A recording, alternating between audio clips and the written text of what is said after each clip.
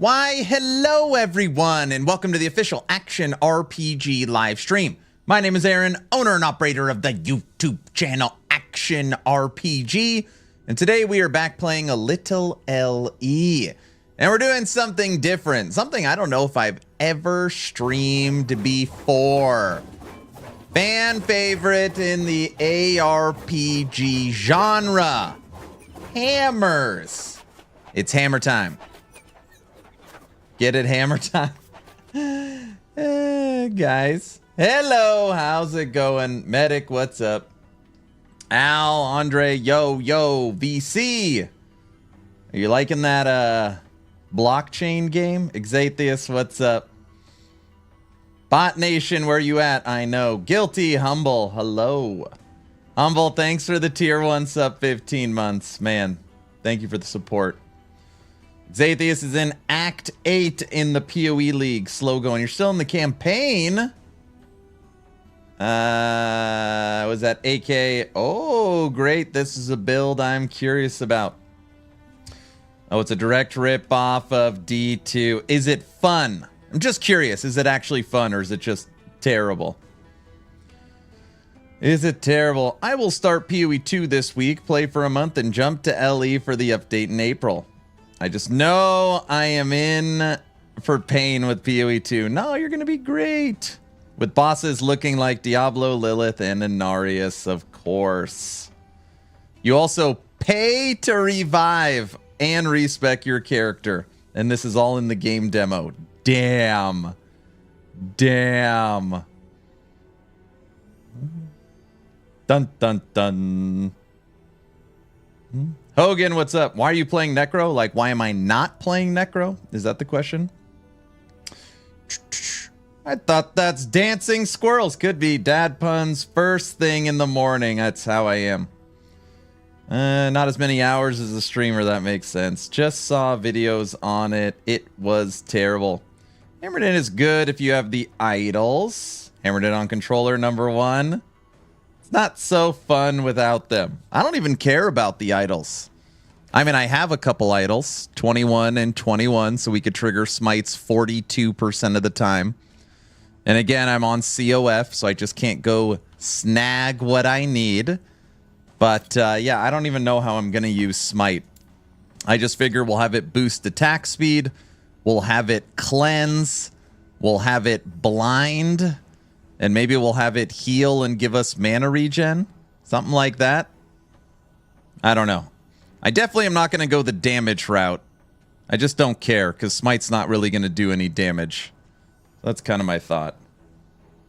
Well, normally Hammers just proc Smite. Yeah, I know, but I think that is more if you're into a Smite build. This is bleed hammers. We're making our hammers bleed.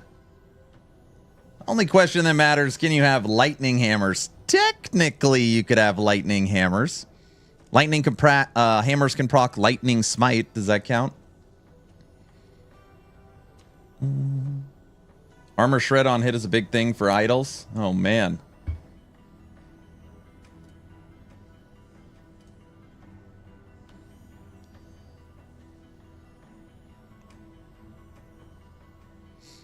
Yes, it counts. Okay, then yes, it is possible. By the way, everybody, I woke up. We had to move breakfast with my mother to tomorrow, so I went to the gym.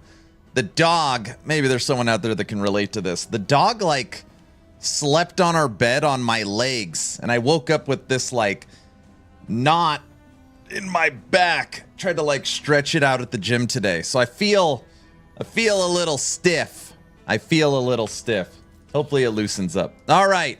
We are going to start today by running 5 straight dungeons.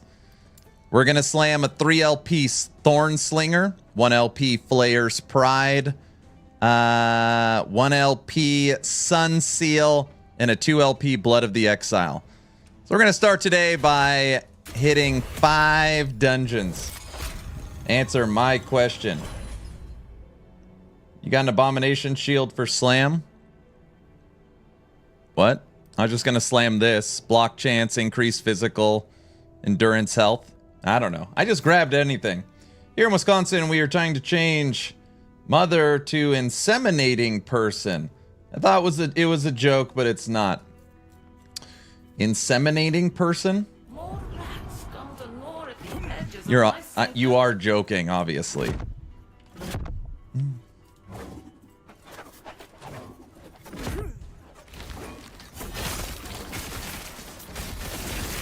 I'm not. I mean, what are you talking about? Changing the law where you can't say mother?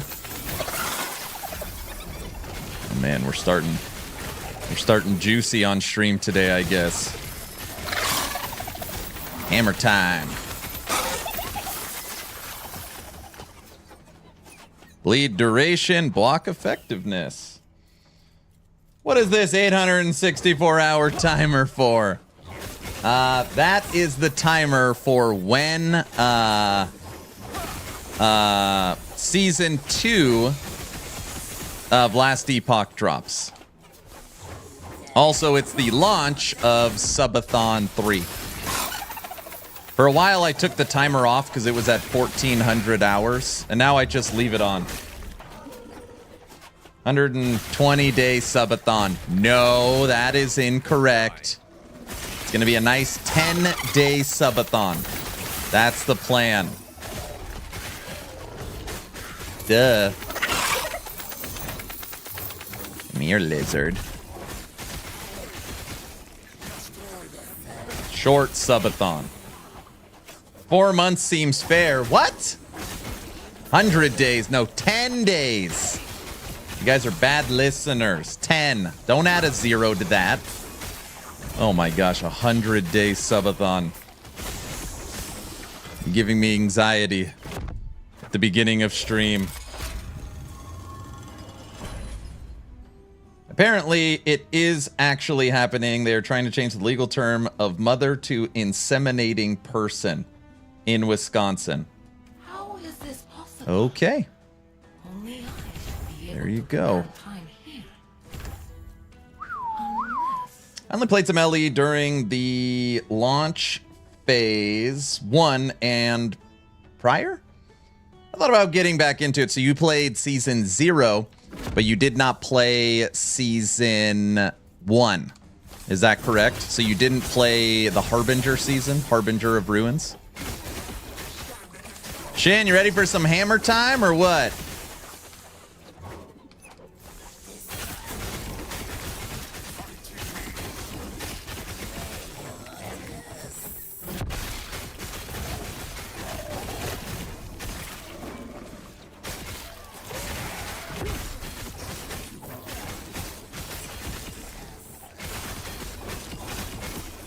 I am. Very nice. You got work today? You able to relax, kick back? Everyone, we have 2 more days of Last Epoch, today and tomorrow. Today we're playing Bleed Hammers. Tomorrow we're playing Dual Shield Forge Guard Shield Bash. Today Bleed Hammers, tomorrow Shield Bash. And then we will move on to Monster Hunter Wilds, which, by the way, you guys are going to love this story. Maybe you're going to love it. It's a little step a little hoop I've got to jump through, but it's not bad. So, Capcom for Monster Hunter Wilds currently does not have like a content creator program, all right? Which basically means I cannot get the game for free, okay? Aaron, why are you so cheap? Yes. It's a $70 game. Believe it or not, if I can get it for free, I would. Okay. It all makes sense now. The Epoch has Sorry, I left after I dropped the mom bomb. Yeah, you could read up in the conversation. So, on Friday, Monster Hunter Wilds drops. It's a $70 game. We plan on playing it. So, since Capcom doesn't have a content creator program, I have to buy the game. Ultimately, what it is. But today, February 25th, AMD dropped the Ryzen bundle. If you buy a qualifying CPU you get a $70 free copy of Monster Hunter Wild. Yes, everything is a tax write-off, but people think that means it's free. It's not. Like, you basically still pay up for all of it. But yeah, it's a tax write-off. Anyways, this has a 30-day return policy because Amazon is so ridiculous. Hey, Amazon, I'm going to return it and repurchase it if you don't give me the game. Ooh, oh, I will buy a CPU. But that means that this CPU that was on sale President's Day for $380, technically if you count the $70 I'm about to get for free because of Monster Hunter Wilds, this CPU, $310. Unbelievable. So we're getting Monster Hunter Wilds for free because of AMD. Not bad at all. Pretty damn good, right? I know. I was like, oh, Monster Hunter for free just because you got sponsored to build a new PC. I mean, kind of, yeah. Spend more and get a free game. I mean, I already bought the CPU, you know? So I'm already building the computer. I might as well get the game for $70. Not bad, considering I tried to get you to play it years ago. Well, see? Now I believe you. Now I believe you? Yeah, now I believe you.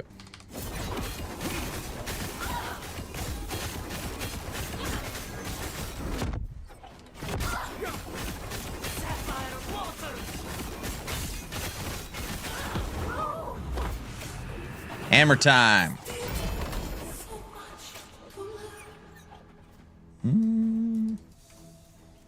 Just make good builds, my dude.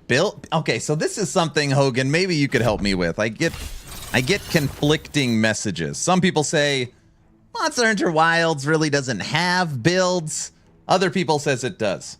I have selected my weapon after testing the weapons in the 2 betas.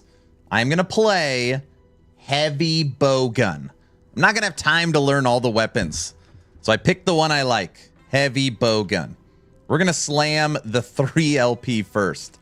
And I don't even have a good belt to put in, truth be told. Mana regen, throwing, double health. What button is it? There it is. All right, what would be the best? Actually, the best would be not the throwing. The best would be double life, mana regen. Actually, you know what? It doesn't even matter. Double life. Double life. Bam. Double life throwing. I'll take a 400 extra life. Ba-da-rum-pum-pum. All right, first one done.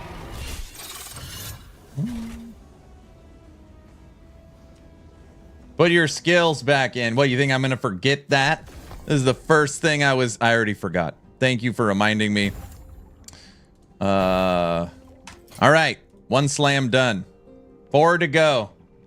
The skills you get on your armor create your builds. They're like runes and dragonkin. Interesting. It's cheaper to buy Monster Hunter Wilds. Exathius, why can't you just say, damn, a $500 CPU that came out 5 months ago, you're going to get for $310, which is $350 cheaper than the 9900 X3D. That seems like a pretty good deal, especially with Fractal Design sponsoring the PC. That's a pretty spicy meatball, you know?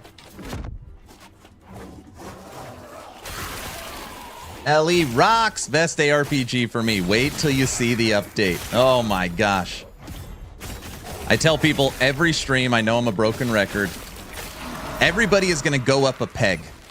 If you think it's okay, you'll probably think it's good. You think it's good, you'll probably think it's great. You think it's great, you're going to think it's excellent. If you think it's excellent right now, you're probably going to say it's the greatest of all time. LE is officially the GOAT. Season 2 is just enhances every aspect of the game. Crafting, end game, dungeons, itemization, sets. I mean, there's just new bosses, enemies. So much stuff I can't talk about, but there's a lot. You know what's funny? I have absolutely no idea if there's any arena updates. Not because they I have not logged in or tried arena in all of my testing. I have no idea. No idea. Yeah, I hate arena. You don't like it? Waiting 864 hours is tough. Well, you know, I will tell you, I'm a firm believer that we are not on this earth that long. And time flies. My wife just shared a picture today of when we moved to Idaho 3 years ago. And it just feels like yesterday. I mean, we're almost in March already of this year, you know. When I put that timer on the screen, it was almost at 1,400 hours. And now it's down to 864. Dude, we're going to blink and be there. We're going to blink and be there. Look at Discord. They will give you an idea of how to put together a build and show them off. Now, what you sent me is for Monster Hunter in general or Monster Hunter Wilds? Or is it the same systems? Like they're using the same systems?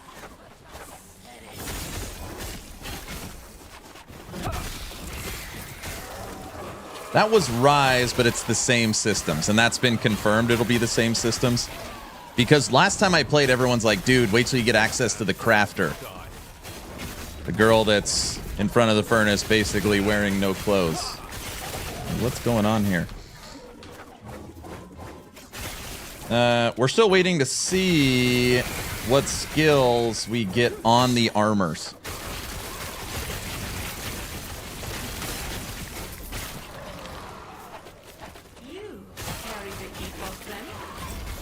Everyone keeps telling me to play bow since I like ranged. And I tried bow. And I was like, I like bow gun better. Just sitting there with the machine gun shooting the thing seems more fun.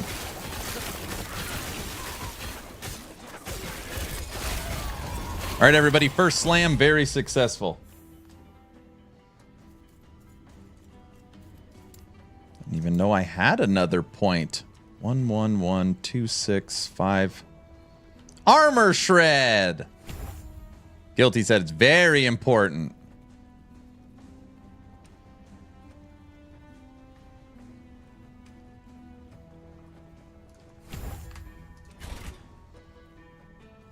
Bow does have more movement. It's up to you what weapon you feel the best with. So a lot of people told me that technically you can boost your movement speed too. So like you can, you know, since bowgun is less mobility, there are ways to improve your mobility through playing.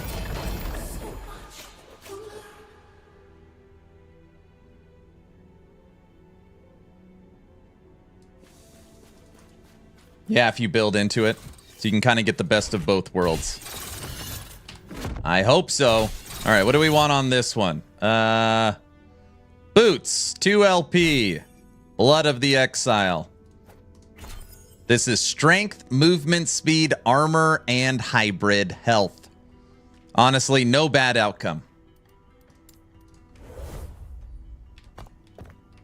Dude, I'm really can't even click the right buttons today. If I had to pick, I don't know. I guess we probably want movement speed. I don't know.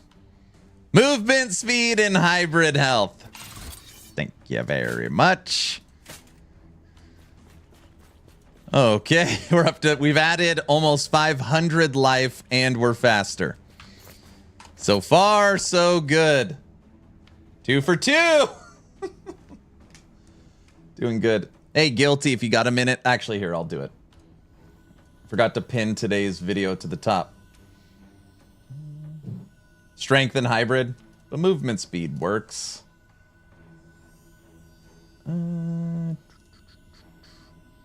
It's a good streamer client roll day. I mean, it's a lot easier when there's not a bad outcome. New Avalanche build.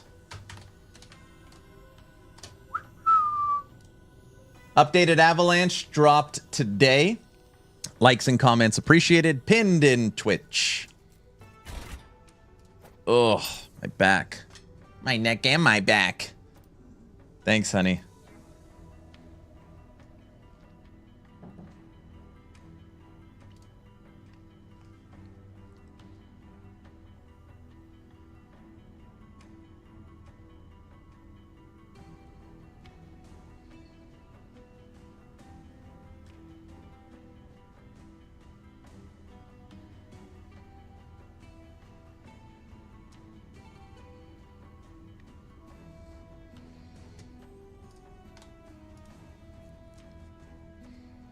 Jealous. My wife makes a loaf of fresh sourdough every morning. She's been doing it for years.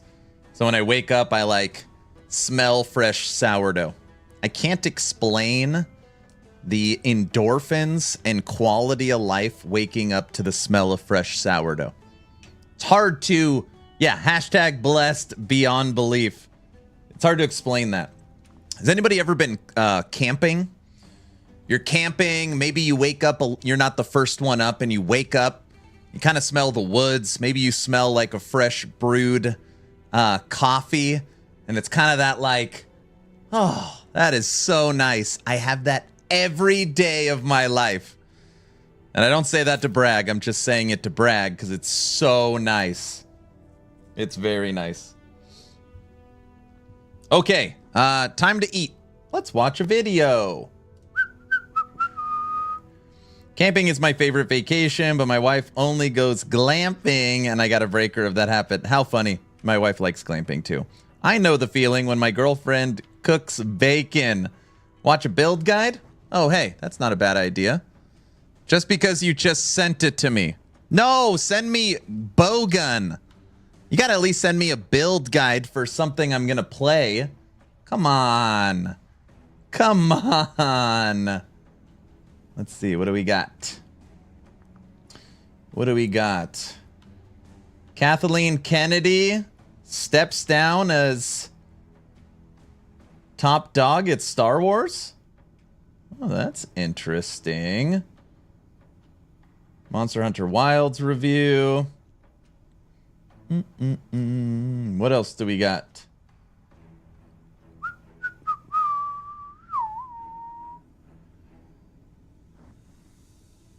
Heavy bowgun. All right, everybody, listen. 40, 50, 90s melting. We could watch Steve.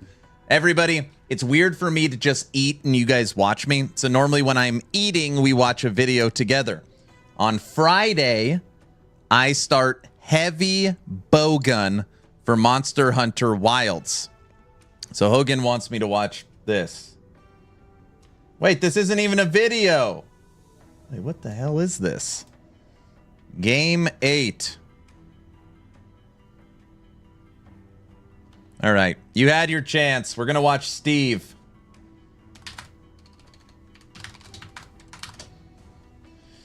Gamers Nexus, what do we got? Today we're investigating RTX 50 series disaster. At least 0.5% of NVIDIA's 5070 Ti, 5090D, and 5090 GPUs are missing some of their ROPs.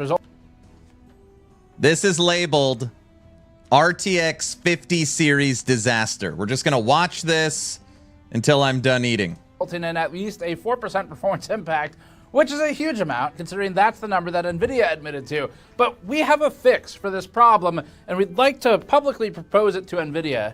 NVIDIA, the fix is stop telling people how many ROPs there are. Actually, just stop telling them much of anything. In the drivers, disable all the features that report back what's detected in the hardware. It's a mystery solution. Box of a GPU. It's time to start acting like the monopoly that you are and really take advantage of it. You've earned this monopolistic behavior. Now it's time to just drive it home. It's like the hotspot sensors where you set it to not work anymore because that would be useful. Now is a good time to just also disable reading anything else that could be wrong. No hyperbole here. This is officially the worst GPU launch that I have personally ever covered. Now, it was tied for a little bit with two other launches. One was AMD, one was also NVIDIA. The RTX 20 series, for example, the best thing it had going for it in terms of worst launches of all time, really, was the artifacting memory. The Space Invaders, it resulted in one of the best t-shirt designs we ever made. They had artifacting 20 memory series plus was terrible. no namesake RT features for the RT graphics cards for like 50 days in games, in actual games, not just the Star Wars tech demo that NVIDIA made that you can look at with the shiny elevators. The 20 series also had abysmal pricing. It was some of the worst we'd ever seen until now. It was contending with leftover supply of the 1080 Ti, which was a better purchase at launch. Hell, we were even reminded of AMD's past launches, including Vega, with its multiple packaging technology failures, resulting in unlevel heatsink mounting in combination with its terrible initial drivers. I mean, there was a time when we installed AMD drivers for a test system, and it was the pressed drivers, and they were like 640 by 480, and then the screen turned green and then red, and then it flickered a lot, and this is worse than all of these things. The newest in a line of NVIDIA's multi-failure generation includes NVIDIA. By the way, everybody, yesterday when we watched that stupid trailer for Nine or whatever that game is, and I was like, oh, I haven't got hit for a copyright in a while. Copyright strike for the stupid trailer. Flying way too close to the sun with 12-volt 2x6, its paper launch, its fake prices, and its intentionally misleading charts about performance capabilities of the 50 series. And now there's another one, which is a total misrepresentation of the spec itself. Tech Power Up uncovered that some RTX 5090 GPUs were missing 8 ROPs, or Raster Operations Pipelines, sometimes known as Render Output Units. The end result was that a 5090 would show 168 ROPs instead of 176. On the 5070 Ti, the difference would be going to 88 ROPs from 96 ROPs, a huge swing. From 88 to 96, that's an increase of 9%. This may have greater than the prescribed 4% impact on performance, but we won't know until one of our viewers is able to find an affected unit and sell it to us. ROPs can have an impact on performance, especially as it relates to pixel processing, so differences in performance can emerge based on resolution and anti-aliasing settings in particular. We're not sure yet how much. He's saying the video cards are missing hardware? Like if you get a defective one, it doesn't have the right amount of ROPs? Oh boy. Guys, I'm almost done eating.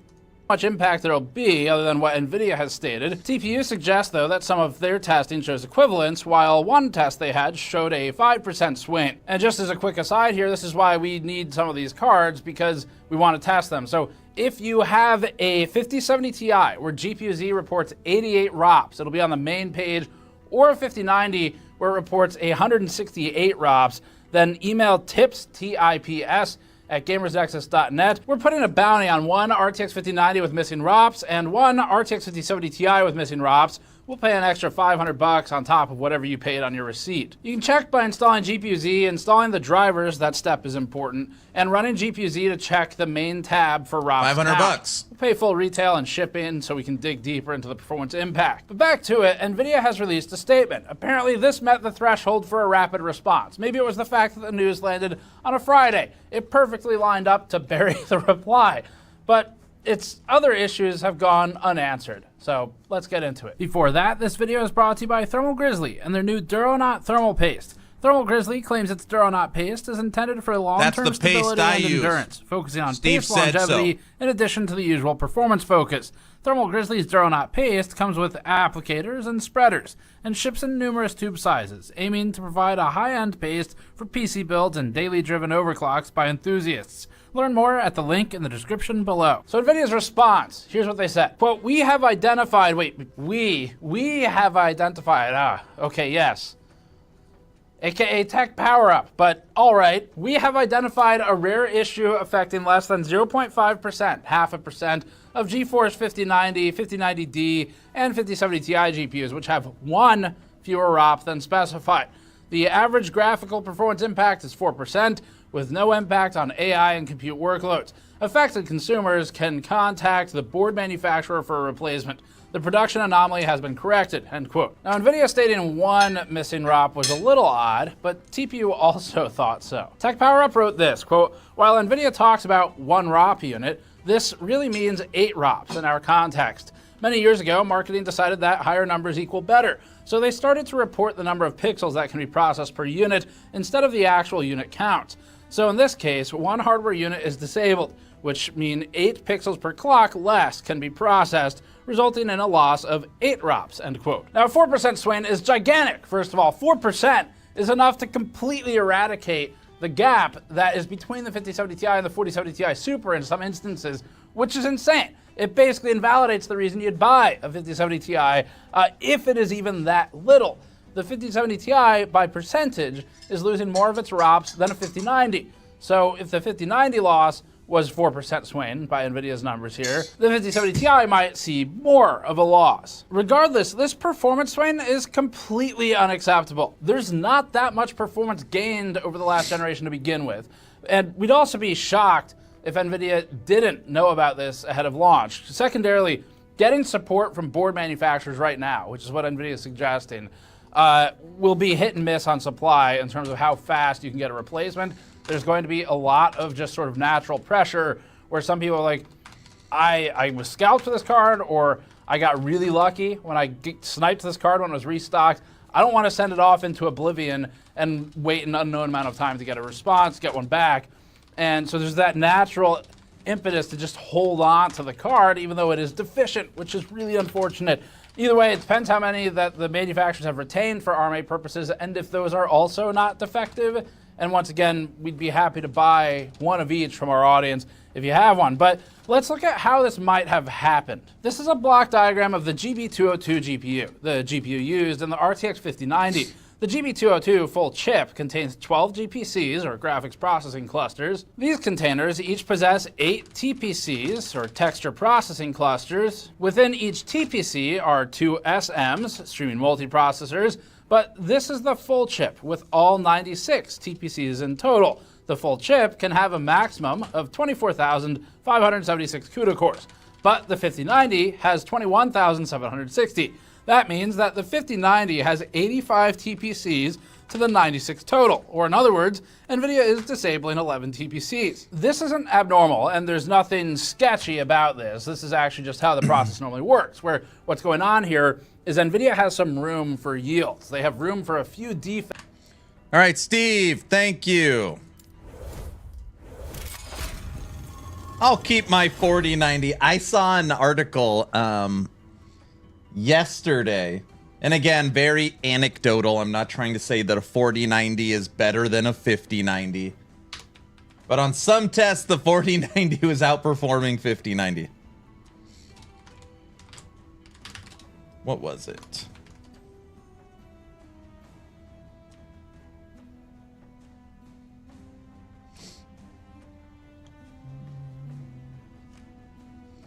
I saw it somewhere.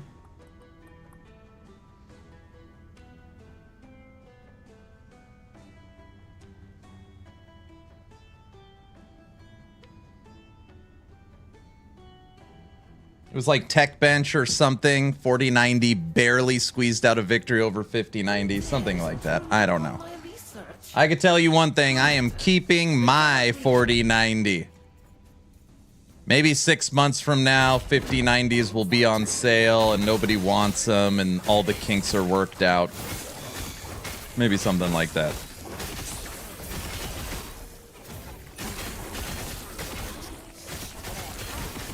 Don't forget the AI-generated pixels leave streaks on your game. Is that true? Is that true? I mean, right now, all I really care about is rasterization performance. Like, that's what I care about.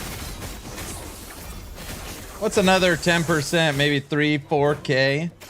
You know what it would actually be? It would probably have to be like, I sold my 4090 for, you know, $2,000. And I got a 5090 for $2,000. So really, I upgraded without cost. I profited, you know, something like that. I hope ALD comes out with something good this time. They're not going to. They're not going to. I think AMD had an amazing. If there was any time in the history of like graphics card for AMD to make a major move, it was now. And they honestly weren't prepared. Like, their new generation will likely have a chance to match some of the specifications of the 4 series. But they want to go more mid-range and lower end compared to try and compete at the top end.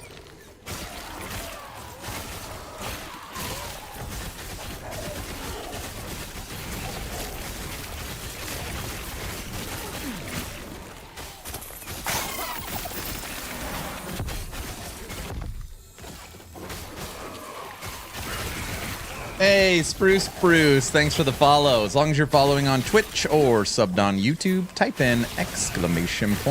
giveaway. So everybody, I will be streaming today and tomorrow. Thursday, I will not be streaming. I am taking my 9-year-old on the mountain for the first time, and she has ski school. She is very, very excited and nervous. Just FYI. So no stream on Thursday. And then Friday, we will be on Monster Hunter Wilds. Any other kids going? Nope. The offer was put out. Only one wanted to. Isn't that so funny? I'm literally pulling her out of school. I mean, I'm not pulling her out of school. I mean, that's not what I meant. I meant that, well, she doesn't have school that day anymore.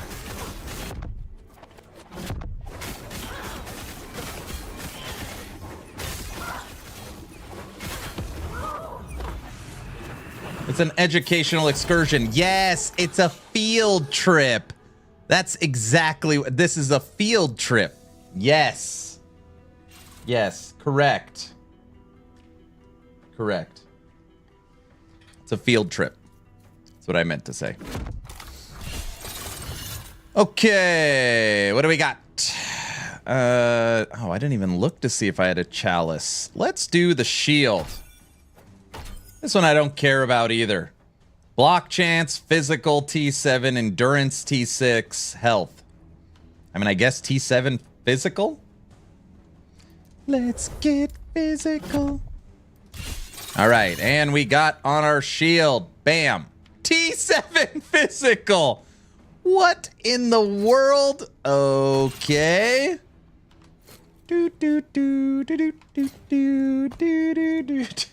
It's not rigged. That's 3 for 3 streamer client. It's not the streamer client. It's just RNG luck, guys. You guys believe me, right? Streamer privilege, 3 for 3. Come on. What's the timer for? Is it what I think it is? That timer is when that ends, season 2 of Last Epoch drops, and Subathon 3 starts. Aaron, I sent you the video. All right, thank you. It's for muffin time. What? Streamer client? Yes, it is. No, it isn't. All right, we're gonna miss this next slam for sure. Turn it off. Turn it off. All right.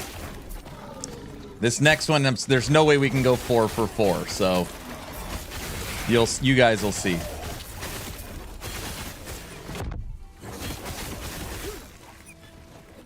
Oh boy, I know. I don't want to talk about the next subathon. I can't even process it. I can't process subathon 3. It's just too much. Aaron say it isn't the streamer client. That means he has to be a hack exploit.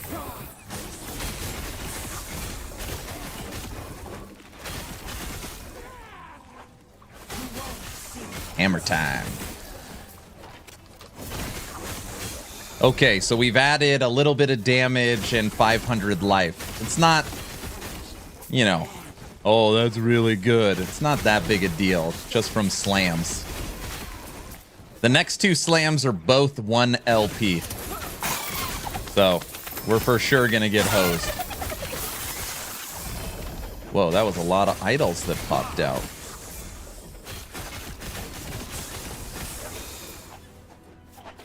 Baby idols. I like that one.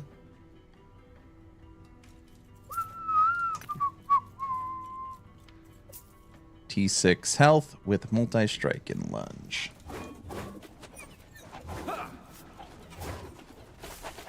Spammers look like cartwheeling sprites. No. They're hammers. Can't you see them? Huh?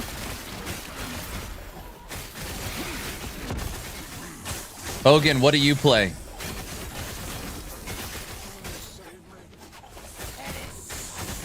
What's your preferred weapon? Gun lance? Don't say. Is it gun lance? Everyone's favorite.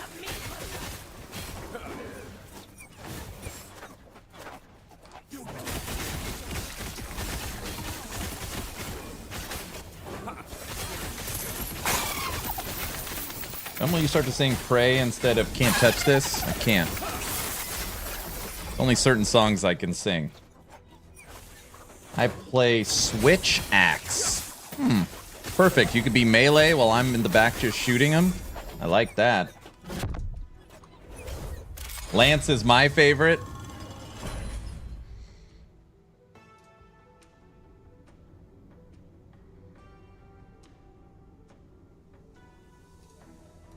What's this? How are they manipulating time? Could it be?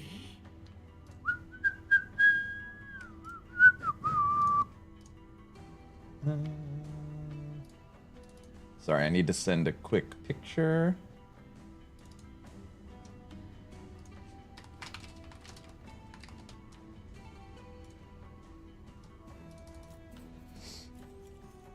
Understanding the format of the build is very important.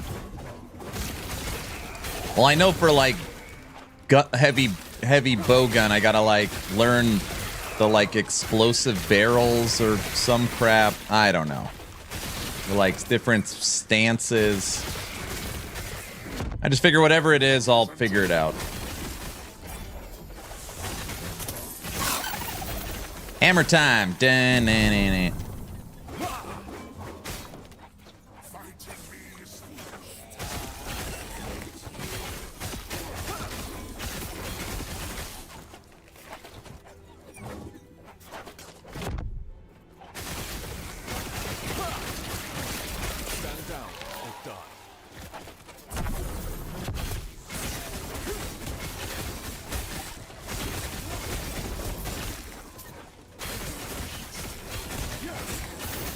There's armors, decorations, and weapon choices.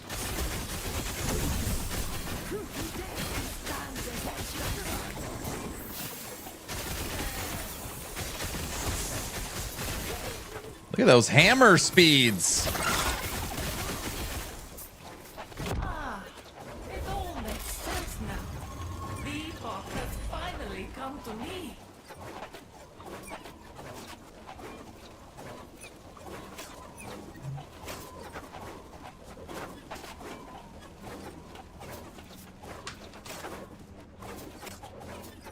Anybody else gonna be playing Monster Hunter Wilds?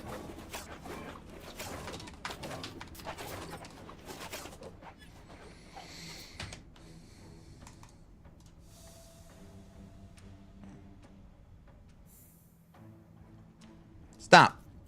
Hammer time. Dun-dun-dun-dun. Dun-dun-dun-dun.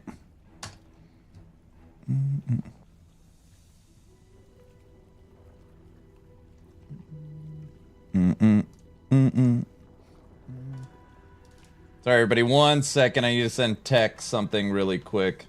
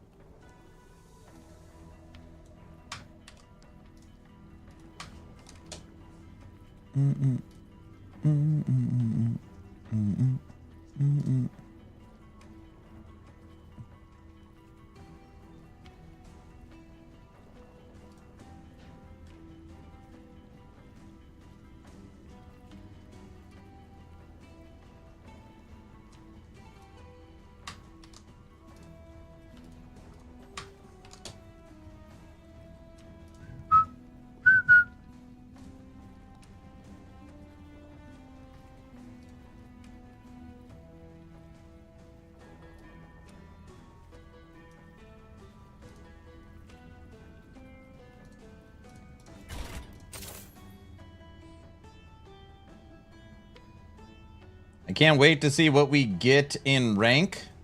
Sorry for asking again. Don't know if you answered already, but how is Bleed Hammerdin compared to playing it as Lightning? I don't know. I don't play a lot of hammers. Den, one of my community members that has won the last 3 action RPG races, plays Bleed Hammers. So I just started with this one because he's so good with it. So I was like, all right, I got to see what's up with Bleed Hammers. Right now, Last Epoch has tons of bleed support. You have Chalice. You have Blood of the Exile boots. You've got Salt of the Wound gloves. You've got Thorn Slinger. And you've got Flayer's Pride. Amazing bleed uniques. Now, if you're going to play it Lightning, you're going to play it as a crit build. So you'll be playing Critical Strike. And you're going to be using Smite as a Lightning skill compared to Bleed. So it's just very, very different. Very different. Yeah, there's the one-handed axe too, but you need to have a melee attack, which technically we do have with lunge. But yeah, we're just using an exalted axe right now. Okay, what's one we can miss the slam on? All right, here we go. Sun Seal, 1 LP. This is the Automate Sigils of Hope. We're going to throw in this ring. T5 health, T5 throwing attack speed, and throw damage. Now, what we don't want is critical strike avoidance. That's what we don't want. All right. And on our Sun Seal, we got critical strike avoidance. Nice job. There you go. Miss. See? I told you guys, there's no streamer client. Yeah, the one-handed axe. Welcome to my life. The one-handed axe is right here. Taste of blood. When you hit a bleeding enemy with a melee attack, all bleed stacks on that enemy double in speed. So you have that as well. So there's just lots of bleed support. I never land on 1 LPs. All right, what do we got left?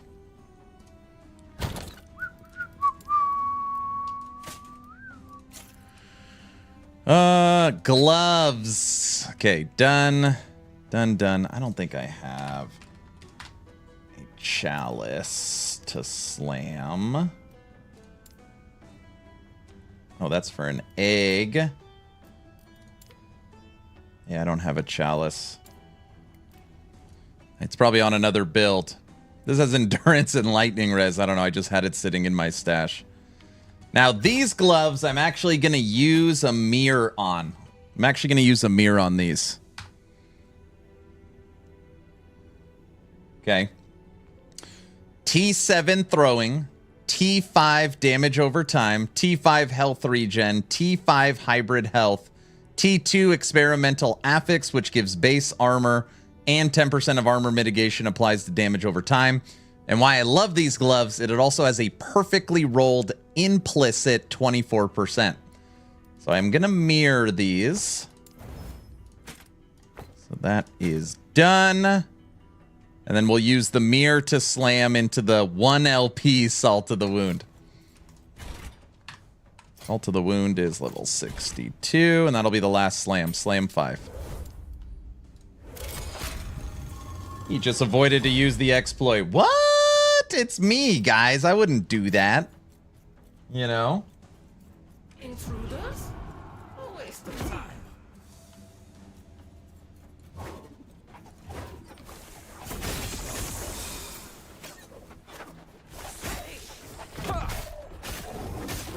I don't bother with 1 LPs. I mean, if I'm slamming them. Like, for example, as long as those gloves on the Salt of the Wound doesn't hit health regen, it's a huge boost. We'll get either more life, damage over time, or throwing attack speed.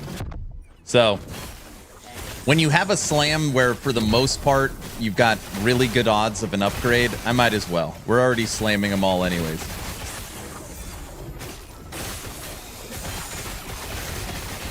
I would venture to guess Salt of the Wound 2 LP is pretty tough. I would guess that's a tough one to get. It's a very rare drop.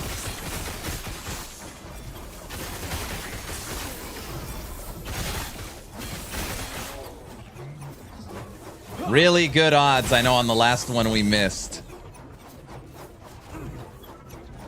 All right, turn it back on. On the last one we missed. There's no streamer client. Okay, I slammed this Flayer's Pride and got a T7 physical. That was pure luck. Pure luck.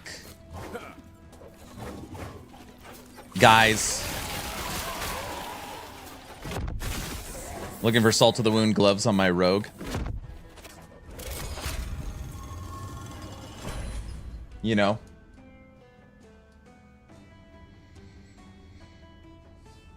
How is this possible? Go into your settings. I've seen streamer mode there. No, this is... This streamer mode is different. That's only checked because I'm streaming it. Ugh, see? That doesn't count. Guys? You guys believe me, right? Guys?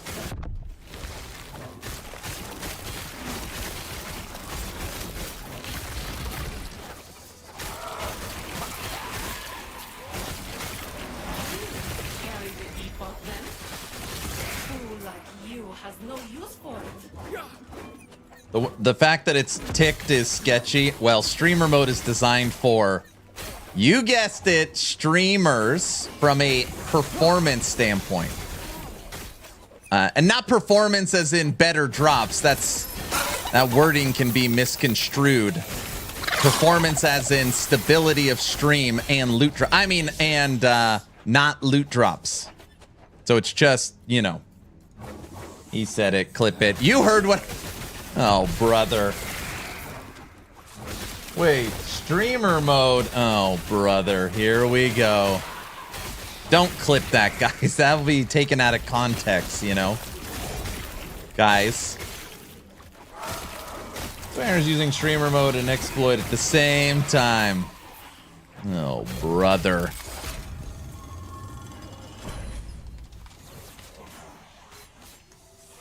Clipped. In April, are you playing Season or Legacy? I'm playing Season Marksman. I'm playing a Season Marksman.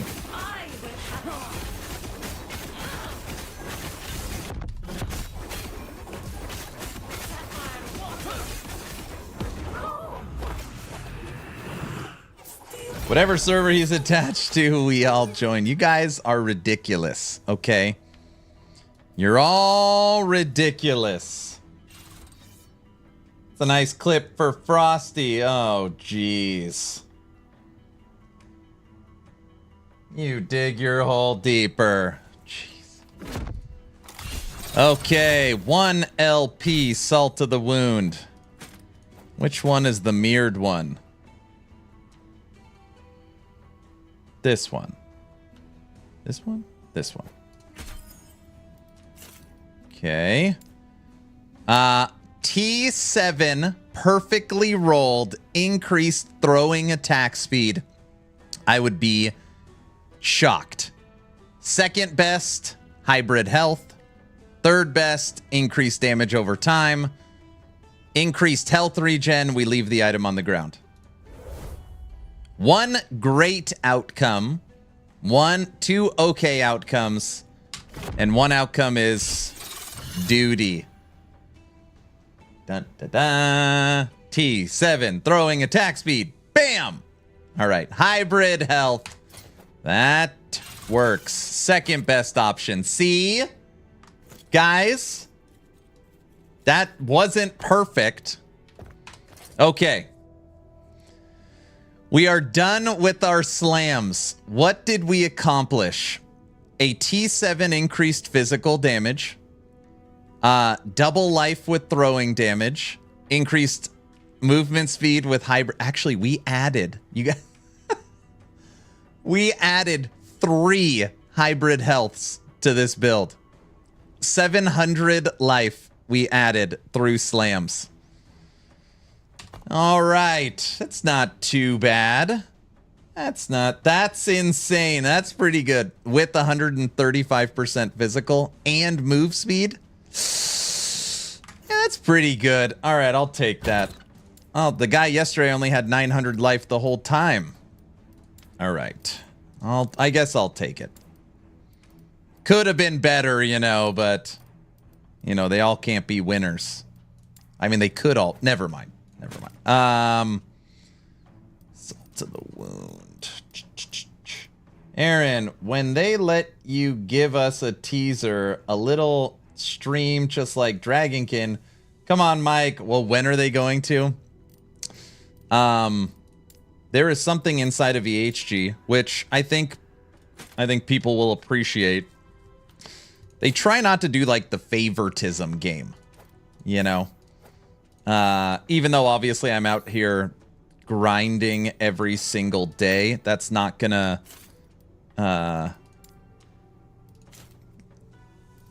mean I get something that other people don't. So since others can't share anything, I'm not going to be able to share anything. It's just the way it is. Explain the dungeon for people. This dungeon? Get Judd on the phone. Judd's coming on the podcast March 28th. Oh.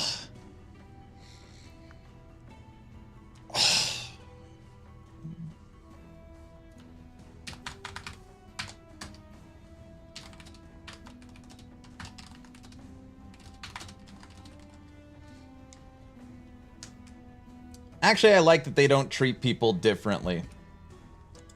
I mean, yeah, of course, giving me exclusives would be great for my channel, but I don't demand or ask for anything. So that's kind of where I'm at. What do we got here? All res, mana. One of these has bleed chance. You can get bleed chance on a blessing. That is Emperor of Corpses. How many tags in your stash? So people call me a hoarder. I am not a hoarder. I think I have 60 stash tabs, and you can have up to 200. So I always tell people, you can call me a hoarder, but compared to these people complaining saying they need more than 200 stash tabs, comparatively speaking, damn, we don't have it. Chance to bleed on hit. Let's just see. What does that do to resistances? Oh!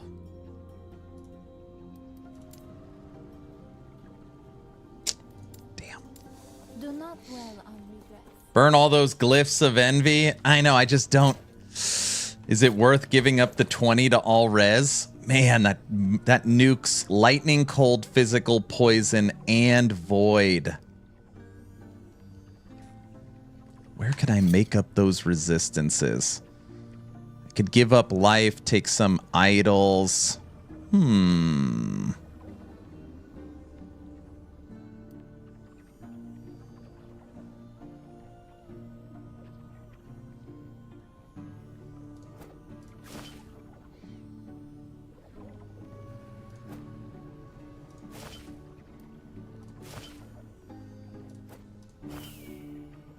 3,500 life, block effectiveness, bleed duration. Not a good roll, but...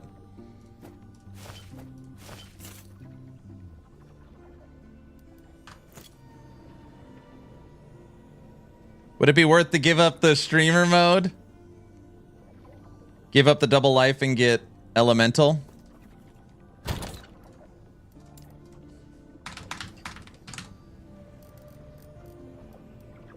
I don't even have any.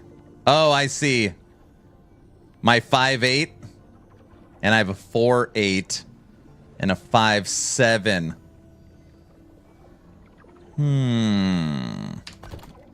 Yeah, but elemental's only going to give me cold. I'm actually more concerned right now we don't have physical maxed. We don't have physical maxed. Armor, endurance.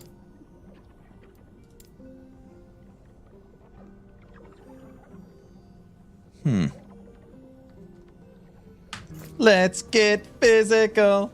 Physical. Sounds like my PoE chest. 100 plus stash tabs. It's a lot of stash tabs. Well, either way, we'll hit Emperor of Corpses and at least have access to the blessing. Physical resist can be replaced by your armor percent. I know. I know.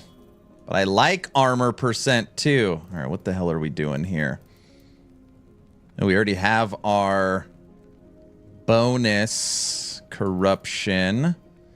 That would take us to 500. 500 corruption? Huh? Let's do it. Hi, Luz.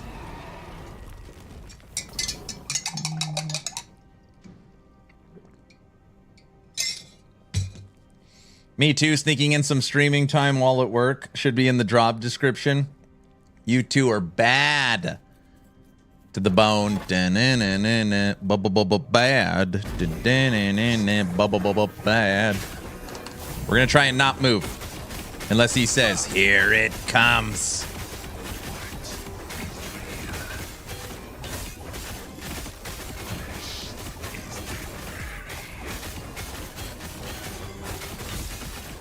All right, I lied. We're going to move.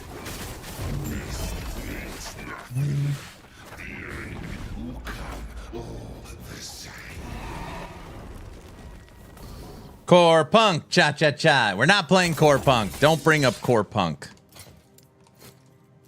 Core Punk. All right, 504.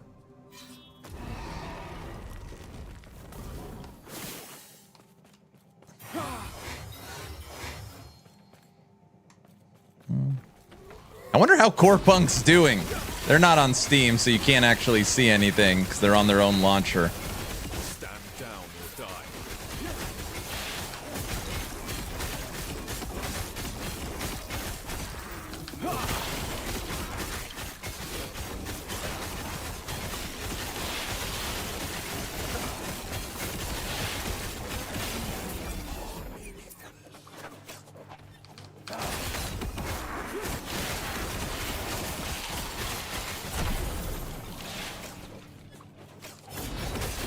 Not cyberpunk, core punk.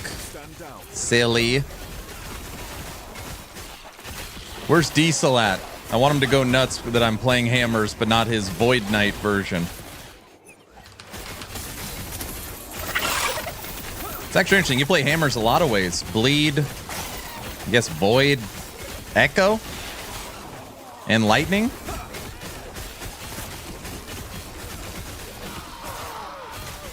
Probably avoiding you for that reason. Yeah, that would make sense. That would make sense. I know, I feel like everything you should just play Void Knight since you could echo it. Echo's too fun and cool.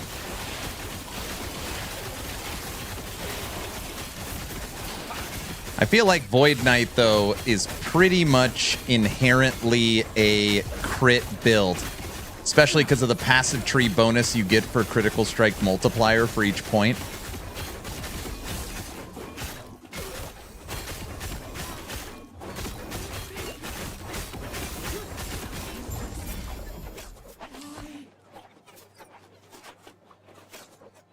Oh, when we were looking at our resistances, Guilty, we didn't have Holy Aura on.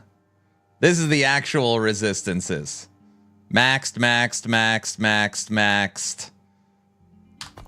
Do I have 5 in it? I only have 2. I only have 2.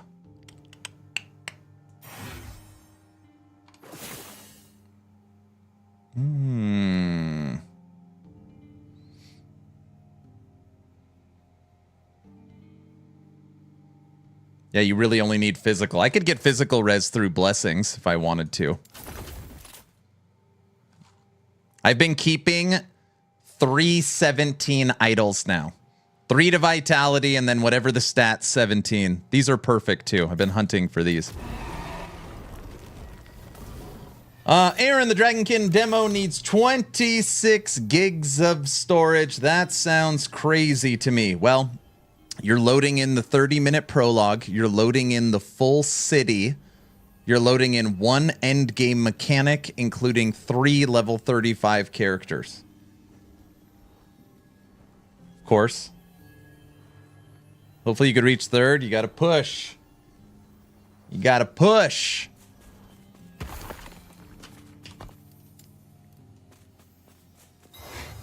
Defenses when I have the 4 sigils up. 1100 endurance threshold. 60% endurance. Reduce bonus damage from crits 78%. Ugh, we're going to need to get that.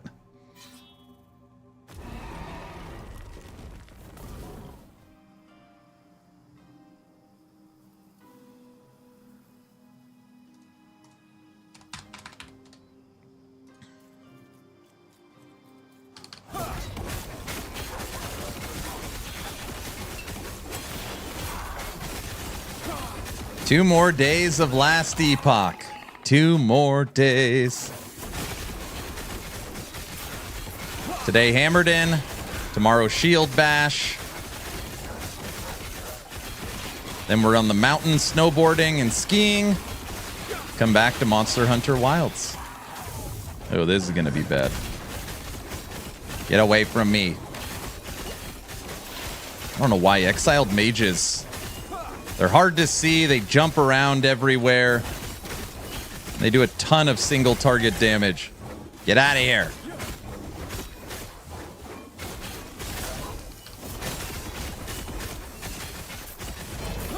Yahtzee.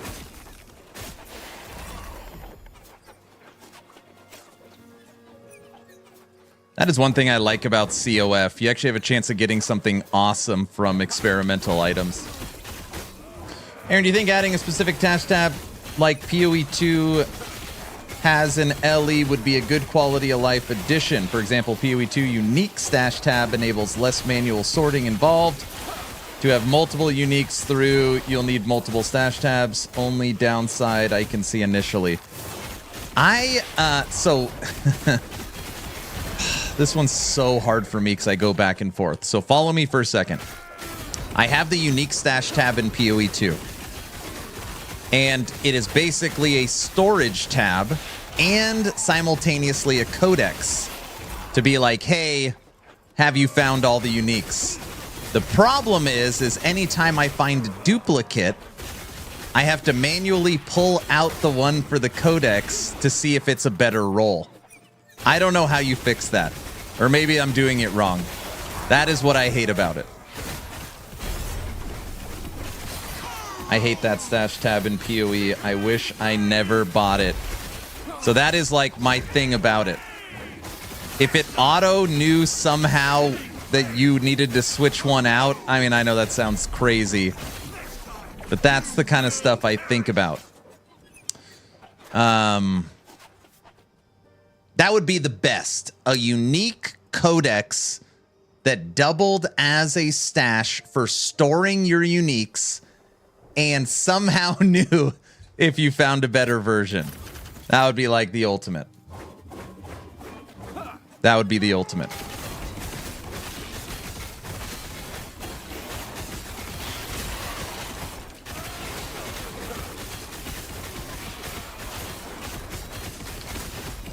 I actually like the way Undecember does it better. The layout of it, I really like Undecember's layout, but it's still kind of the same problem.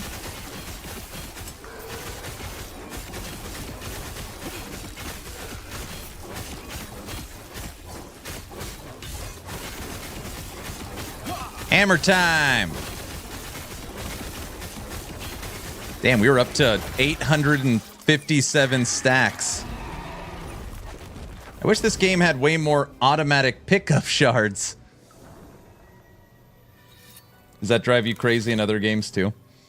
So what they're gonna do is this game is working on the radius, and it's gonna have full auto sort. Big Poppy.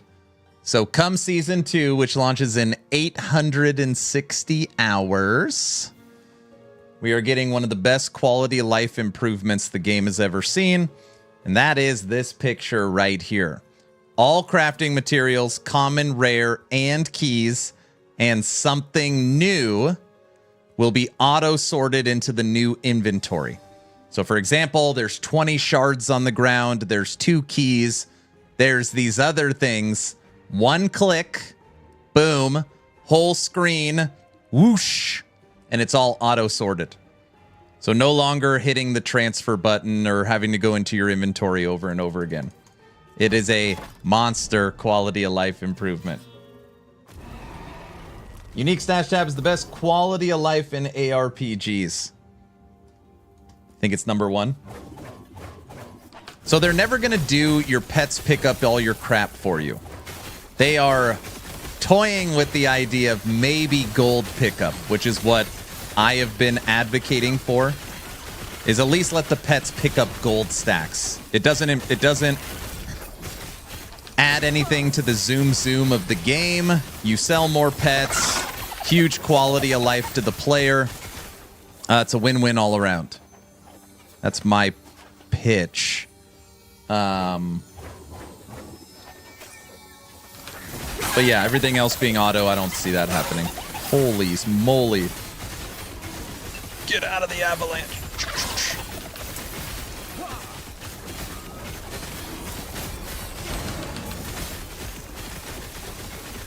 The AoE for the hammers is nice. It's hitting all of them.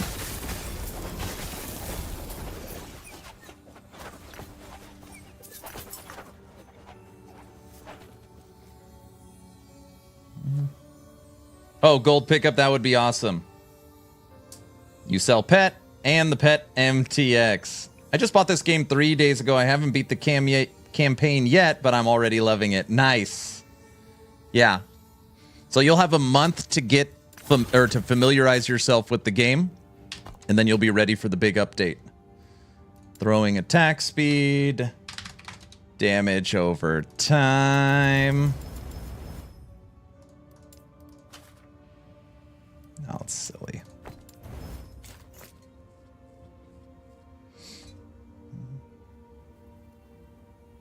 They are D2 diehards. Well, I mean, also they love Path of Exile 2.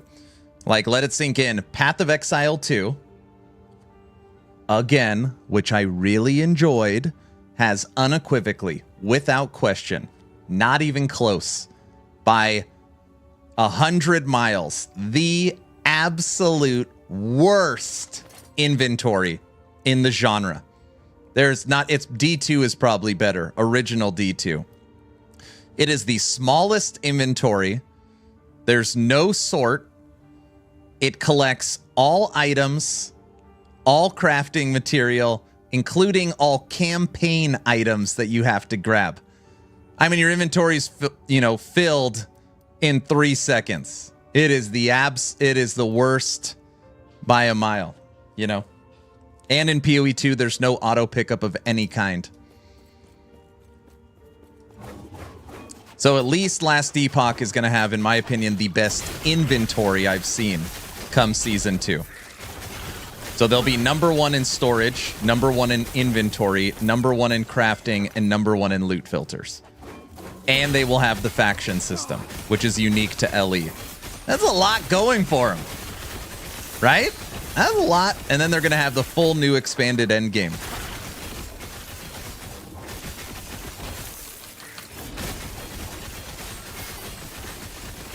Realistic pocket, you say you can't carry 20 swords in real life. I mean, you can't carry a sword in your pocket in real life, if that's what we're talking about. I'm just simply saying if we're talking about we're talking about quality of life features specifically. Bam.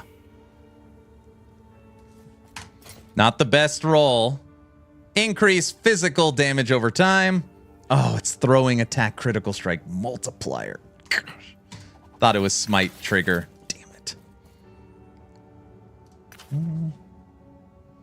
This is a fantasy game. What's up, Blaster? I love LE's stash tab and customizations. Sorry for off topic, but Aaron, Have you seen Fellowship? Yes, I saw Fellowship. I watched their trailer. I watched a video from a guy that Lady Medusa sent to me. I am intrigued, but I don't know. You know what I look at Fellowship as? Maybe a subathon game. So if somehow the subathon gets out of control and we're looking for something to play, Fellowship's on that list. All right, let's try this thing. See what it's all about.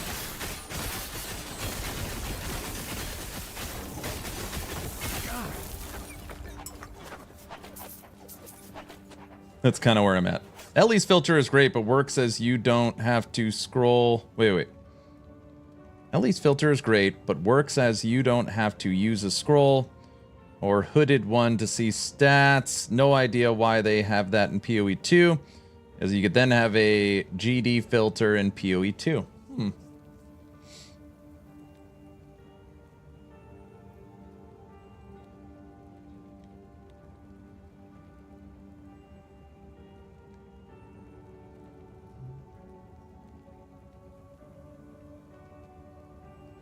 Yeah, so in Last Epoch, their storage, so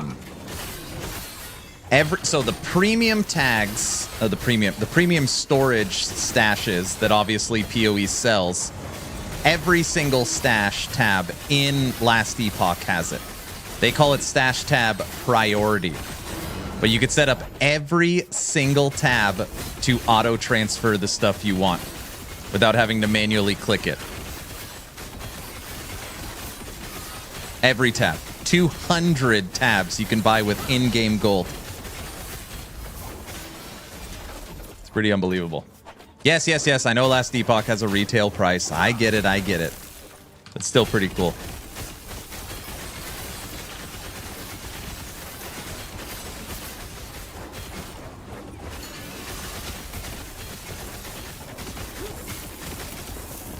Hammers is really interesting. It's like you're ranged, but not ranged. I could see how attack speed is so important, because you kind of got to stand still as you trigger your hammers.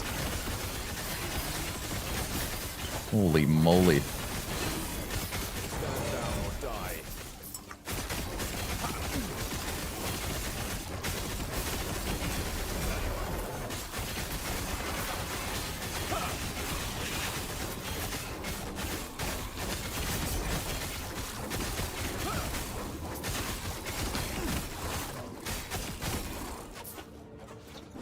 You two? Not bad. Not bad so far. Hammer time. I'm in Act 3. Am I close to the end of the campaign? Okay. Oh, how weird. It's not showing it. Why does it do that? In the bottom left here, it should say idols and passives. Once you have all those, you can immediately just run across this bridge in the end of time and start the end game. Basically, if you've done all the side quests correctly, you can start the end game after Hyboria, the cold area. Once you've beaten Hyboria, you could peace out to the end game. Look at that. 82% physical damage over time.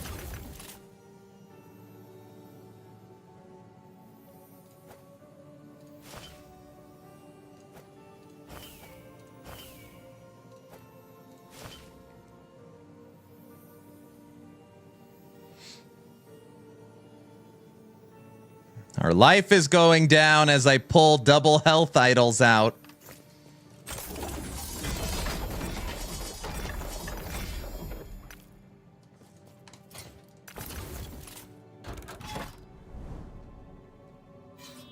I made a source and I decided I wanted to be lazy, so I made a summon Necro. Very nice.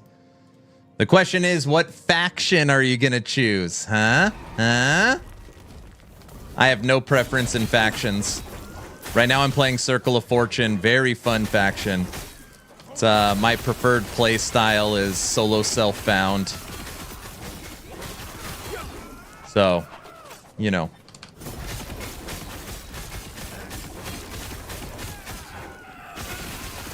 The way I roll. Stand down or die. What's a faction?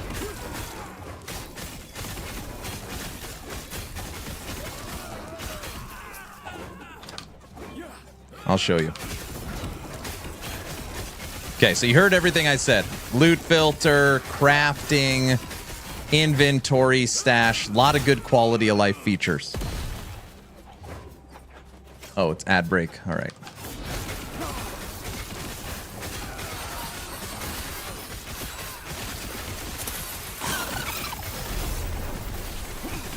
That was so stupid to trigger the poison, dude.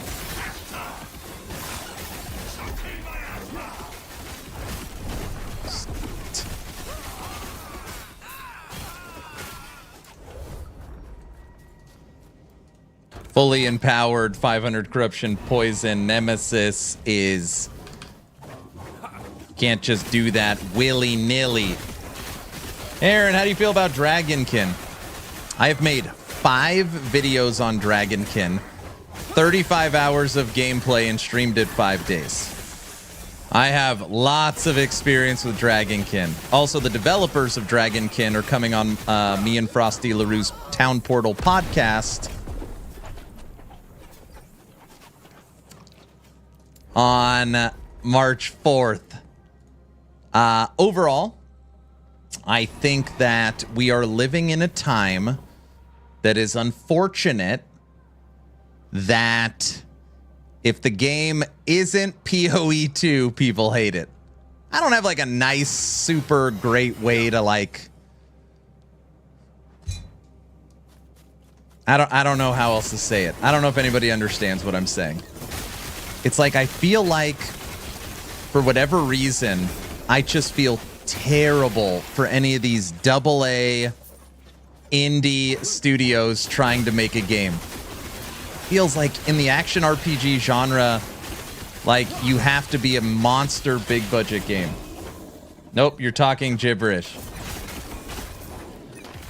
Dragonkin got dragged, at least in the Steam discussions, because it doesn't look and play as good as PoE 2 or D4, which would be crazy if it did, seeing as it hasn't even launched early access.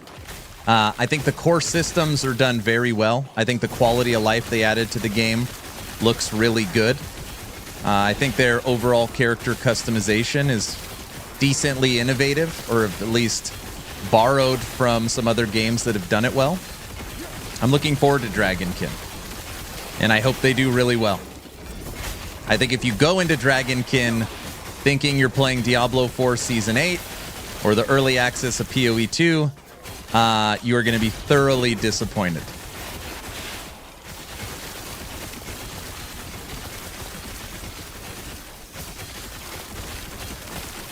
I'll give you an example. Yesterday we raided DAP Mods. So yesterday we raided Mods, and he was playing an action RPG that I support called Carbon. Released a new demo for Steam Next Fest. Kind of reminds people of The Ascent, but instead of a twin-stick shooter, you know, it's an action RPG. It's a futuristic sci-fi isometric ARPG. And I raid him. I was like, dude, you're playing Carbon, instant raid. Like, you know, thank you for supporting smaller games. He's like, oh yeah, we're checking out Steam Next Fest games that are ARPGs. His comment section, oh my gosh, just so depressing. This game looks like trash. This is garbage. Who would ever play this over PoE 2? Terrible, terrible, indie, cheap, trash. I just left the chat. I was like, man, like, just brew. This is an indie single developer ARPG. You know, there's just like no grace whatsoever.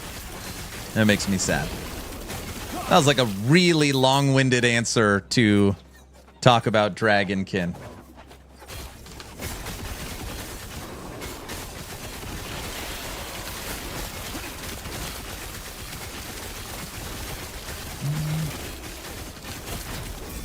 But, and again, I know it's anecdotal, but just like, that's the kind of stuff I talk about, is that Dragonkin, I think, looks good, but there's a lot of people that are like, nah, it just it just doesn't play good, and it's bad. Chronicon was a great ARPG. Yeah, Chronicon was great. I like Chronicon. Somebody told me I gotta, there's a game that I always play when they update it. I want to check out. Somebody said there's an update coming to Sloremancer. We got to check out Sloremancer update. Such behavior needs to be stopped before it takes root. There's just, I mean, yeah, I just, yeah, I don't know. I don't know how you stop it or fix it.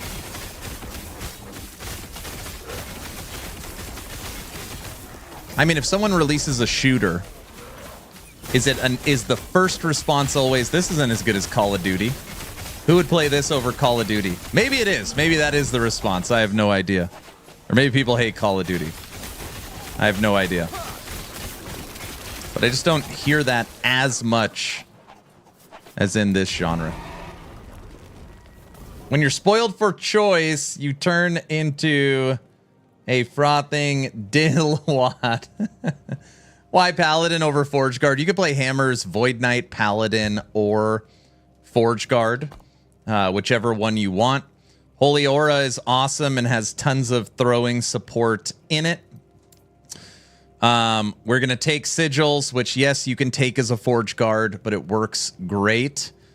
In the passive tree for Paladin, you get Penance, which is your throwing bleed chance at 120%, and the physical penetration with bleed with Redemption.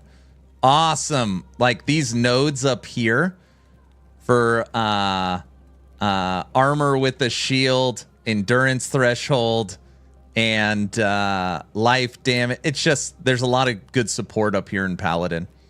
But you could play it either way. You could totally go, because we take the 75% bleed chance with an axe in Forge Guard anyways. But yeah, you could play it either way.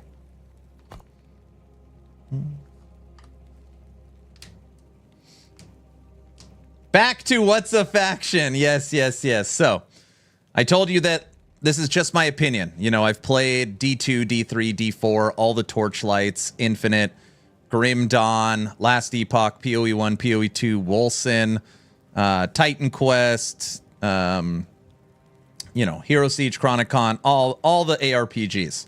It is my opinion that Last Epoch does the best in loot filters for in-game systems, inventory, and really inventory is coming in season 2, so I guess future inventory, storage, number 1, and crafting. 4 systems that I literally think they are top dog. Inventory, storage, loot filter, and crafting. They're number 1 across the genre. There's something else in Last Epoch that you will not find in any other ARPG right now, and that is the faction system.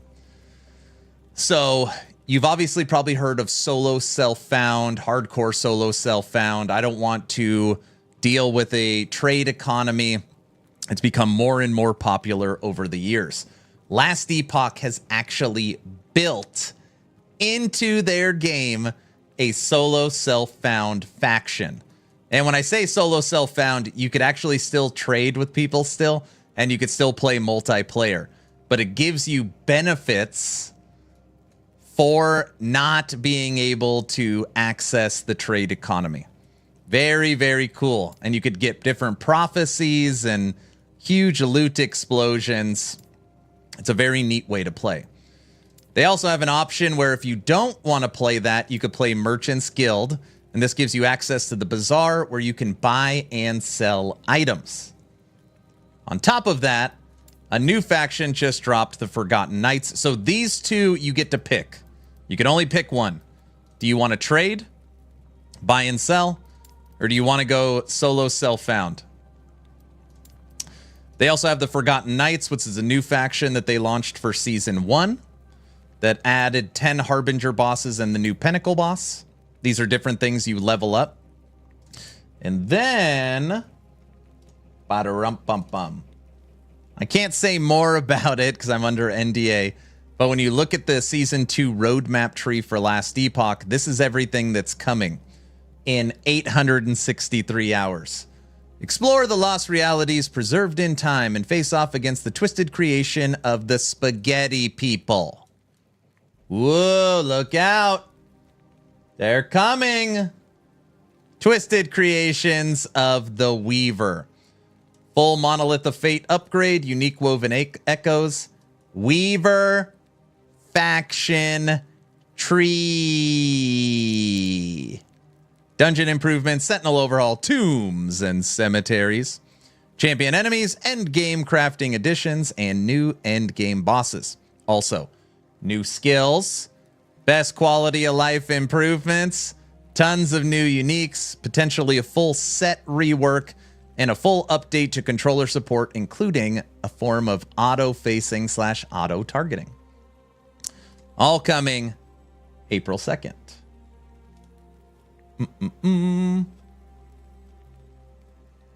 I love hunt. COF is the best. I love hunting for the best in slot items. Yep.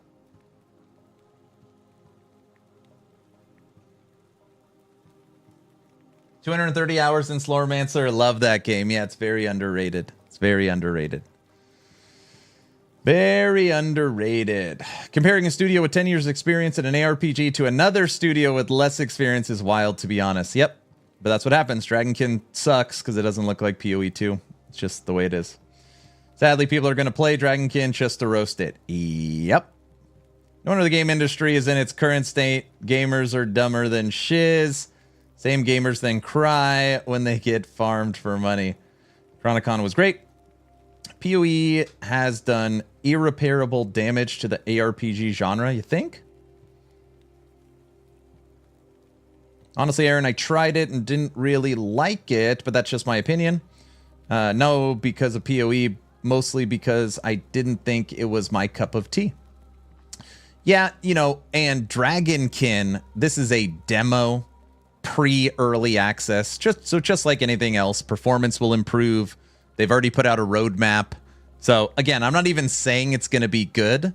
I always look at the core systems. So is the core design of the game good? Visuals will improve, performance will improve, options will improve. I haven't even got to play the campaign. Endgame's going to improve. Like, is the core systems good? And they're pretty solid, including some quality of life I haven't seen before. It's pretty neat. Lots of toxic in the ARPG community. It's just become more tribal than anything. No one can deny how many great builds and fun you could have to do with LE. Yep. Yep. My first isometric action RPG came. It was called Bedlam, a DOS game that came out in 96. Was amazing. Anyone ever played it? I have not.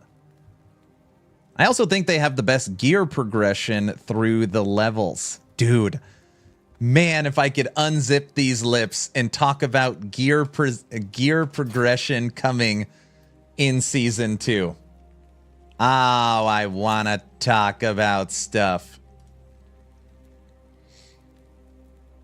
I could potentially see a world where your end game character, think about this. I swear every ARPG strives to make this a possibility, and I think Last Epoch will be the first game to achieve it. Okay, hear me for a second. This is a big one. Potentially, in Season 2 for LE, you can have 4 or 5 different rarities of gear in endgame. You got a couple of set pieces on, you've got a Weaver 2 item, you've got some Exalts, you've got some Legendaries, you've got some other things. Like, I mean, truly, like, you are hunting all of these different rarity of items because different rarities offer different things. It's very, very cool. It's very, very cool. I'm in the CT, bro. Trust me. I feel like you. I've had to sit and stay quiet. Yep.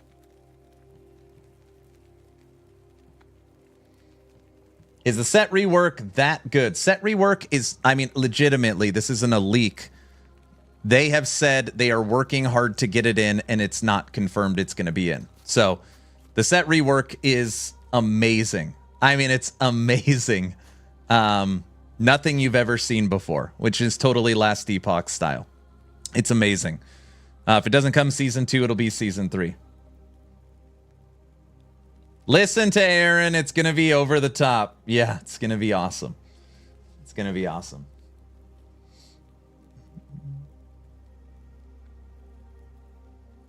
Will the key ring also be in? Yes, it will. So this is going to be the new quality of life that if you've played Last Epoch for a long time, it's unbelievable. I guess everything's unbelievable. In your settings, you'll be able to click all stackable items, which includes all common and rare shards, keys, and a new thing coming. And if they're all on the ground, one click, boop, and everything gets auto-sorted into your new inventory. Key tab, redacted tab, gifted tab, item, and the key rings. Yup. I've leveled up 3 guys on the test server. That says it all. There you go.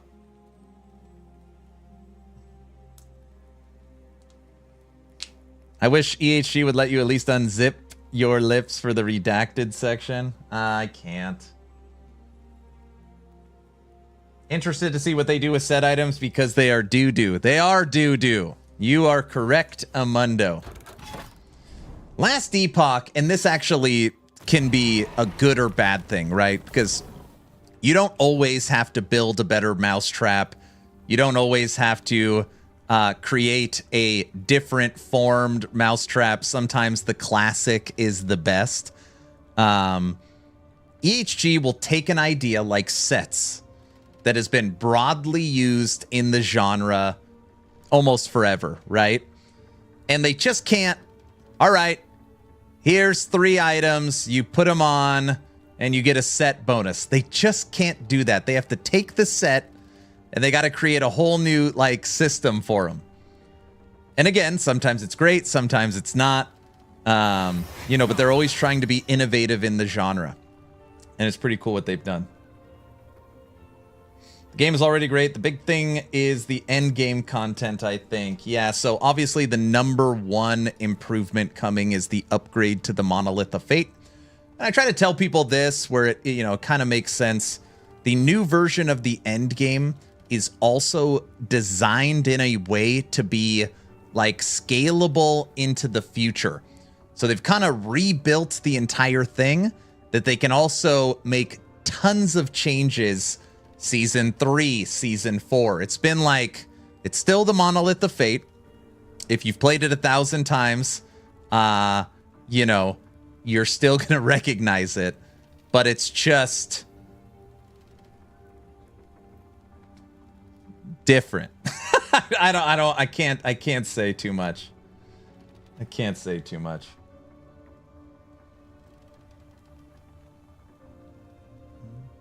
Sunforge set is the only one I used briefly.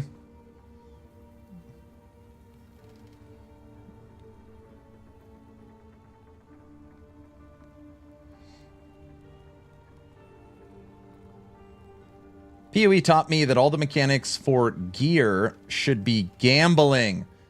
Will Ellie learn that too? Could you imagine? I try to think about it for a second. All right, let's slam this belt. There's literally no options. It's like 1. Did we get it? Click. Nope. Oh my gosh. Try again.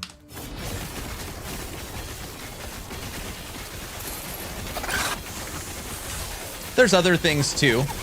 Upgrades to servers, optimization, backend support, lots of optimization, which again is kind of hard to test in a test realm. But new visuals, new enemies, new bosses, updated 2D art matching 3D renders in game. Like, the game feels like it's got a new coat of paint on it, you know? Not a new engine, just an upgraded engine. The game also looks pretty damn good, too, in the test version, which I hope really, performance-wise, transfers over to live. But that's one I'm not gonna say until it's actually out. I've been itching to try Lich build. Already saw your recent build video, but don't want to start it now if there's going to be a big impact to Lich in Season 2. Would you recommend playing it now? No worries if you can't answer due to NDA. So I can't tell you anything about Lich that's going to be happening in Season 2. I can tell you this. Senior developer, co-founder of VHG Mike, on his Friday live streams, said that Acolyte, specifically Necro and Lich, big updates are coming, including new minions Season 3. So I think, at least for, you know, I don't know anything about Season 3. But I would guess Lich is the class for Season 3. I think Lich is the class Season 3. That'll be the one everybody's talking about and playing.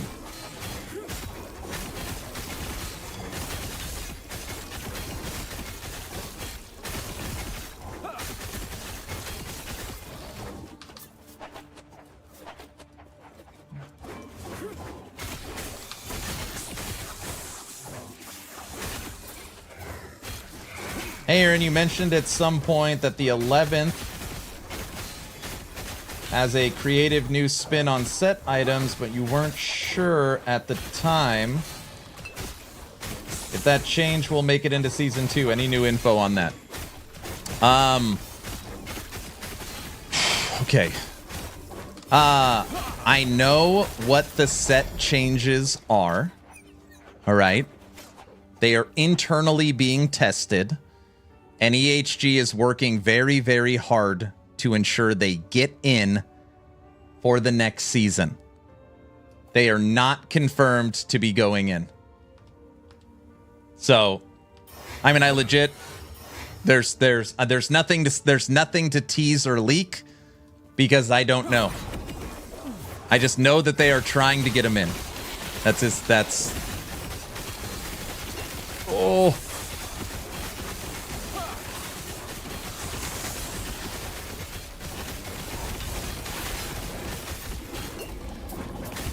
Where did you come from, Ruby Captain? Thank you very much. You're very welcome. Forge Guard Sentinel is the class that is getting the most rework for Season 2.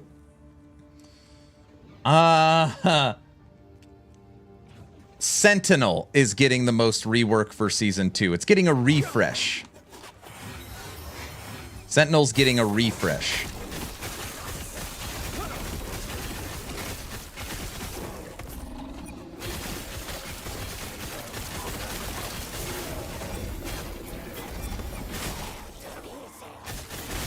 As Mike puts it, everything is getting something, but Sentinel is getting the most.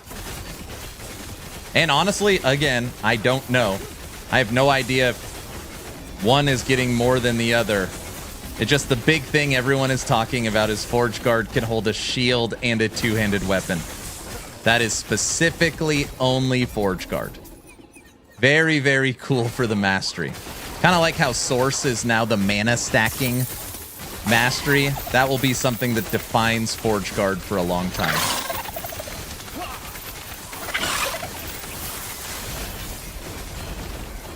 Holy moly. All I hear is ting, ting.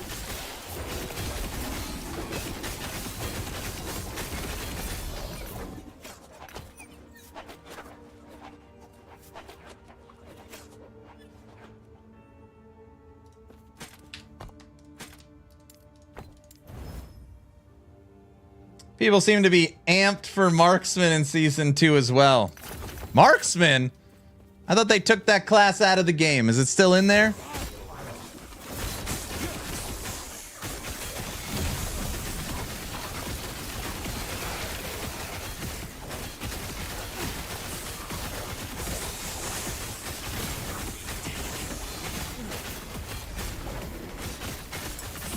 Stand down or die. Aaron being one of those people. Okay, maybe I plan on starting a marksman for the new season. Maybe.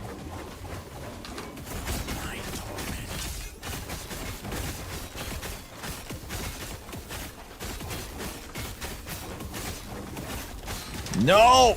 Ooh. Finally. Sure. What did I say? Guys?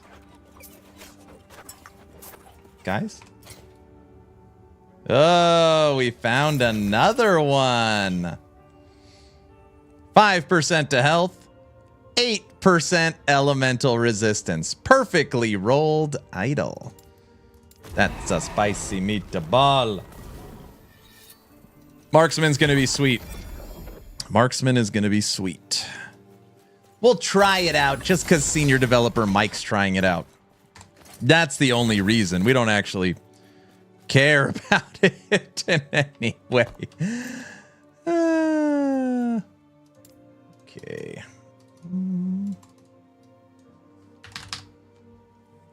Next season, I claim pick up gold for pets and tinctures for stuff. Do the idols work just being in your inventory? No, they go in here. So imagine the Diablo 2 charm system, but instead of them needing to be in your inventory, they go into this section up here. Same thing as Diablo 2 charms, they just go up here. And you unlock these in the campaign. Mana. What? You have no shards that match that search. Mana?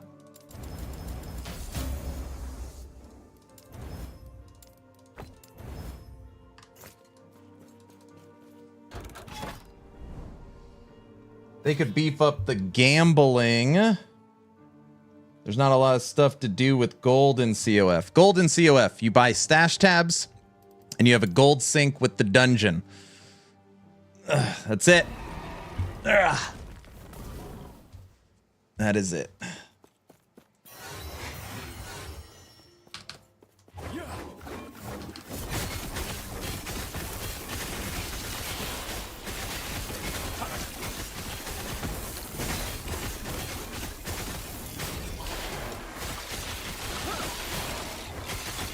Just for the way Mike answers the question about sets in a dev stream, I guess it's coming in season 2. I hope so.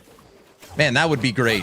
I would love to be able to just say it's been confirmed. Because again, not even to me. It is like, you guys know, if I know something and can't say it, I'll be like, I can't say. I really don't know.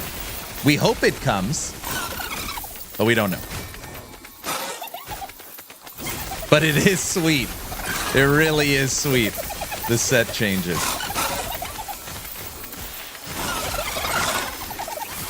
Lizard, stop running away. Stand down or die.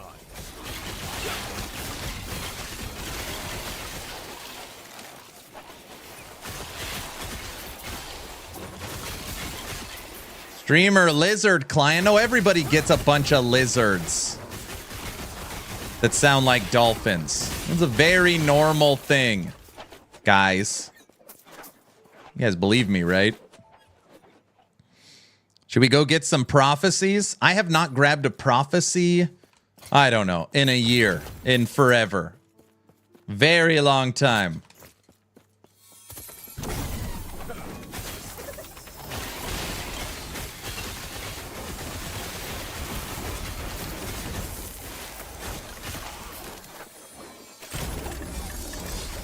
I wish EHG would allow crafting on idols.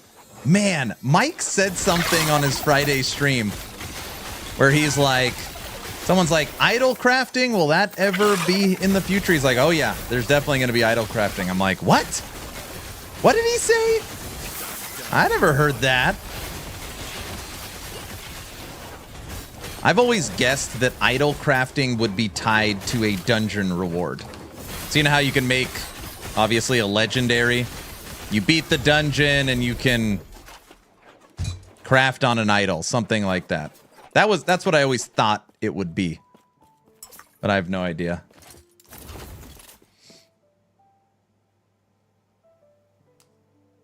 Yeah, that makes sense. Get dungeon prophecies. And then get in there and dump tons of gold on your chest and boom. Sweet gear explosions. I don't have a lot of gold left. At one point I had 700 million gold. I'm down to 62 million.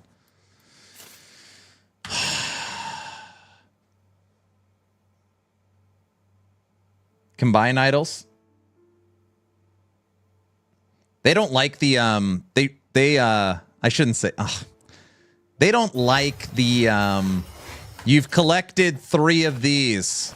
Now throw those 3 in a thing and it makes, you know, they don't like that. They don't like that. I don't think they like that.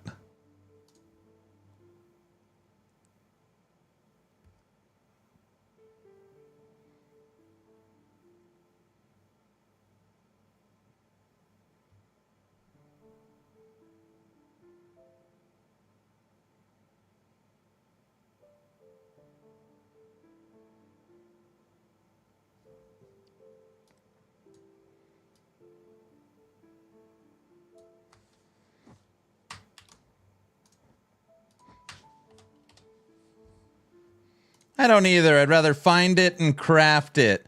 When you're playing PoE 2, it's like I've got to keep all my scepters because there's a chance when I upgrade the 3 scepters, maybe I'll get the one I want. All right, guys, we're going to try not to die here. Ready? Stupid, fully empowered 500 corruption. Poison Nemesis. Holy moly. Get away from me. Okay, now get closer. All right, now get away. Run into my hammers. Got him. What do we get? Bunch of basura? Yes. Got him, guilty. You want to know where a lot of my gold went? Buying stupid trophies in the Merchants Guild. Uh-oh. Uh-oh. Very rare helmet.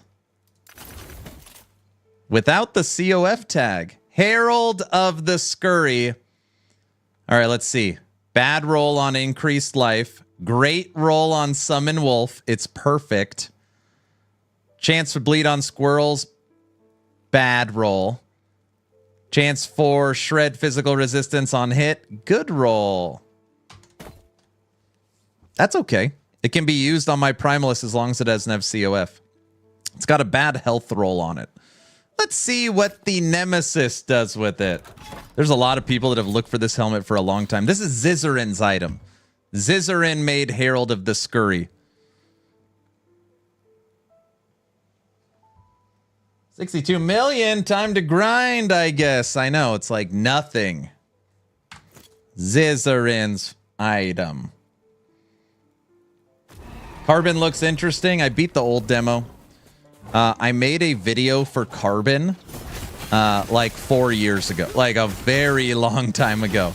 I know the developer and creator. We just chatted recently. He asked me if I'll play the new demo. I told him, of course.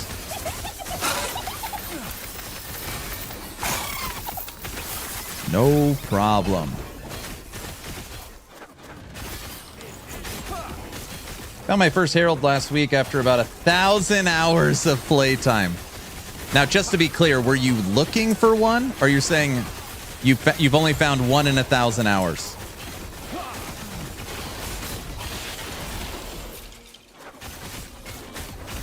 This is very specific he wanted to make, and he wanted to have huge roll ranges. So you can find an absolutely, no way. You can find an absolutely garbage Herald of the Scurry. Or you could find like an epic one. Dude, we just found what in the world?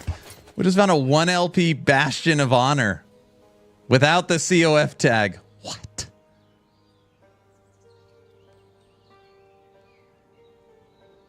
Guilty, don't make that face. That's a lot of people find the rarest shield. What's the...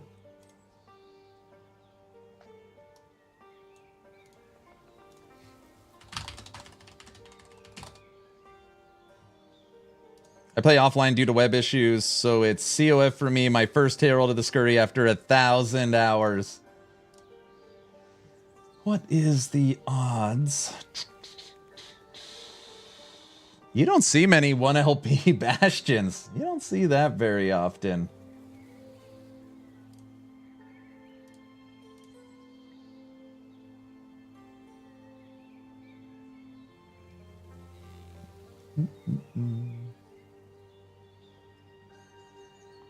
It holds the very rare. It's the rarest shield. And to get LP on the very rare, it's uncommon. I thought it was very rare, but it's not.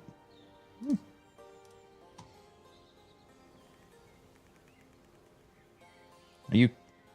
He hit the streamer client button. What? No. Are you kidding me? It's been on all day. He hit near perfect slams. Okay, let's all take a chill pill, okay? People still say take a chill pill, right? That's something.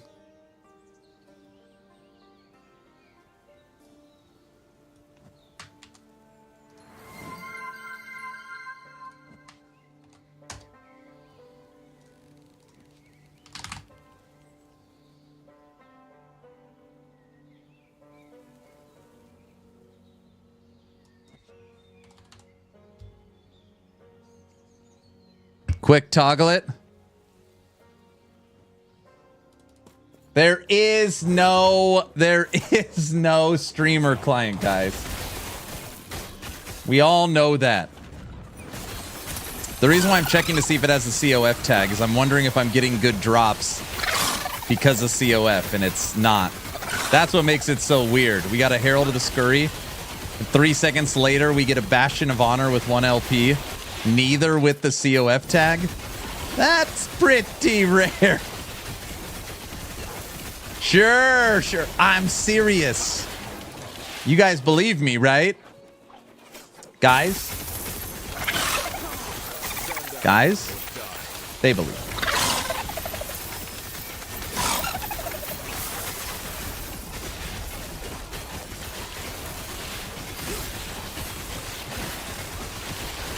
There is a streamer mode. Look under graphics options. I don't know what you're talking about. I've never seen it. Sounds made up. So I would look, but, you know, then I would have to stop playing, and I don't want to. New question. What's more annoying, thinking Moto or Hammerdins? Oh, Moto for sure. Tink? Tink. Yeah, wait. That is the worst.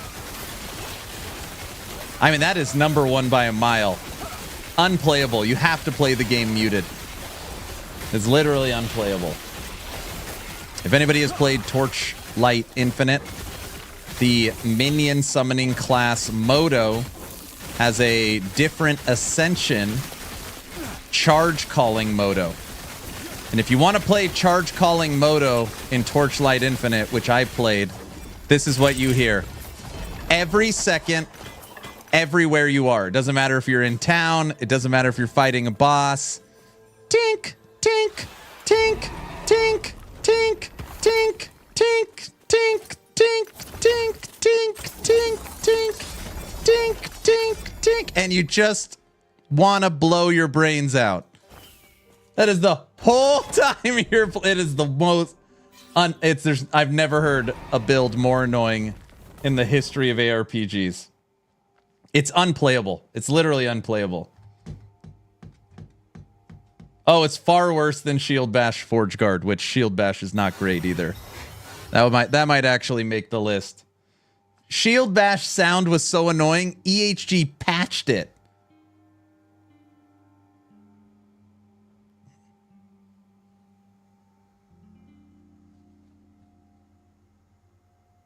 Do you have the streamer client tag for those items? That's hilarious. You should be a comedian.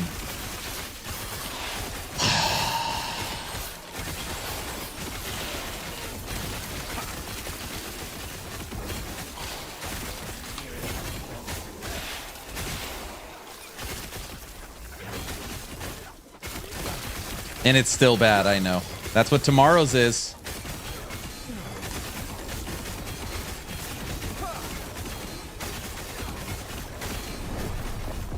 Damn! He just said no soup for you and hit me with a big rock. That wasn't very nice. Why, hello, I'm sorry to be late. Okay, Tink, did you hear my tink, tink, tink and that, like, summoned you to the chat?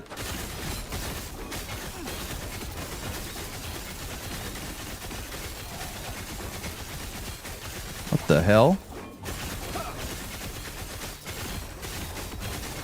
Is that a bug? Look at this, Guilty. Look at the zombies. You see this? Oh, brother. All right, I don't think the hammers are doing any damage. Oh, crap. Undead. That's exactly right. Everybody, we have found undead that are undead and unkillable. The hammers can't do anything.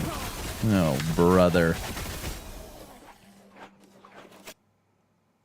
Are the zombies doing cartwheels? No, Tink, you broke it. That's what happened. Guilty, you should clip that one. It's a good short, and I'll send it to EHG. I am so sorry. Nice background. Oh yeah. What game are we playing?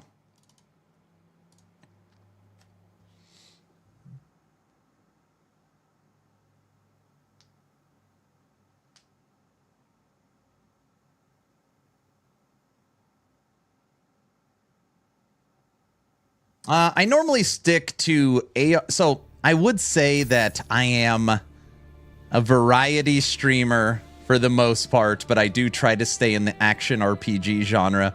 We streamed Wukong for a few days. We're gonna play Monster Hunter Wilds on Friday. No Rest for the Wicked. We like playing indie titles. For the most part, we stick to live service ARPGs more than anything else. Don't give in to their demands. That desktop gives me anxiety. There's a lot of stuff on that desktop.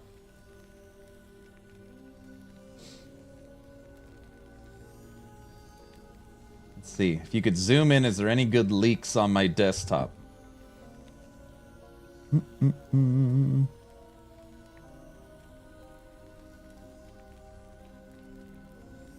No. There's a nice folder on my desktop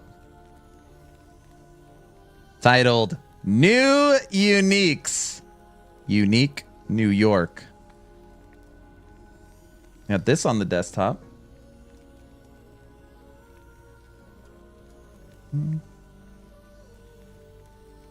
No, I just checked. Yeah, of course. I played Warhammer 40k Inquisitor Martyr. I used to make builds for it. Shotgun? Yeah, I've played Inquisitor.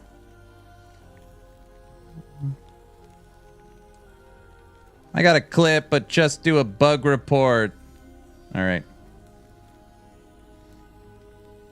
Why, I also got a Bastion 0 LP. You didn't get LP? Jeez. Beautiful family, thank you.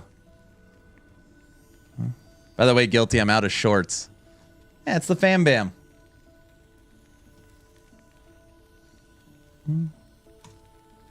They're all grown up.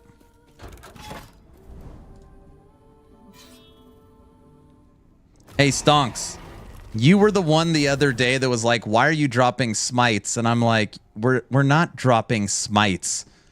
We're playing whatever the hell it was. We were dropping smites because I was using the Sacred Light Sword. I just wanted to apologize for gaslighting you. It was you. Okay, yeah, I was gaslighting you. I was like, oh my gosh, I told him he was insane. And then I noticed we are dropping smites. Unkillable undead. I know I've been busy writing. No, you're good. Yeah, I know. That's why I'm apologizing. See? I can say I'm sorry. I'm not one of those guys that can't say sorry. I mean, I'm normally right, so I don't say sorry very often. But, you know.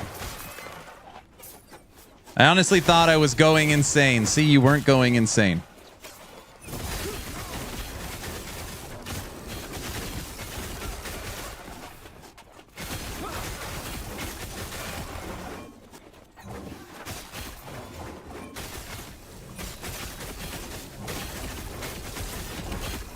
Dude, we are going to master heavy bowgun for Monster Hunter Wilds.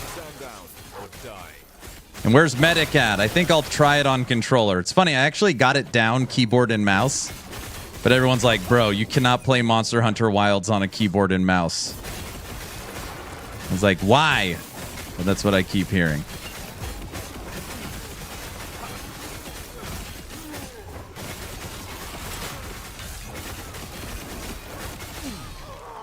Ow. Ew, no, controller. Never keyboard and mouse. We killed Ark, that big new dragon, on keyboard and mouse. What items do you use to do that kind of bleeding? A lot of items. Hold on. Do we still have to rebind almost everything to play on keyboard? I didn't rebind anything. Or wait, maybe I rebinded one thing? I don't know. Okay, Salt of the Wound. This is going to give you damage over time, but what it's really going to do is take all your critical strike multiplier and convert it into physical penetration for bleed. You want Blood of the Exile. This is going to give you increased bleed duration, more physical damage to moving enemies.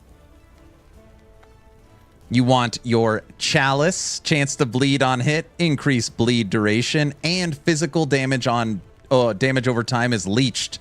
So you actually get life back from your dots. Also insane. Thorn Slinger actually isn't great, but it's so easy to find a Thorn Slinger with 2 or 3 LP that it makes it good. This gives you 1 to physical skills, bleed on hit, movement, and throwing attack speed. Sun Seal is not a bleed item, but it basically automates Sigils of Hope. So you no longer have to click it. They just always go on. This is more of like a quality of life unique, but you know, it does give you 2 to Sigils. It also gives you armor %. Then you've got Flayer's Pride. Less physical damage over time taken. Less physical damage over time taken on block. Chance to bleed on hit. Physical penetration with bleed. And then there is an axe you can use that's for bleed as well. But I'm using an Exalted instead. Critical strike multiplier. Increased damage over time. Chance to bleed on hit. And then the implicit on it is chance to bleed on hit. It is like when you look at bleed compared to like poison, it's huge.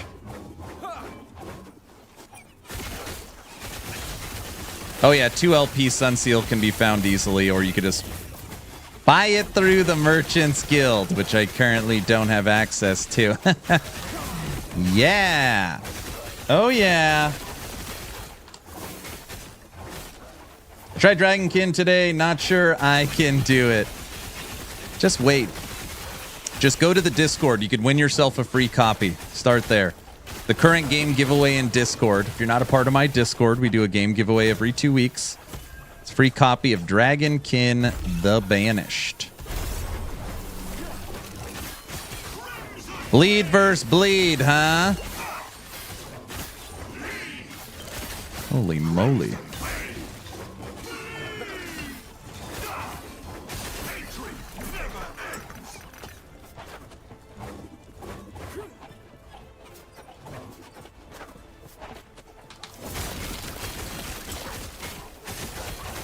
This is currently 500 corruption. This is 500 corruption. Nice round number. And honestly, I don't think I've played hammers in maybe 3 or 4 years. It's been a very long time. It's been a very long time.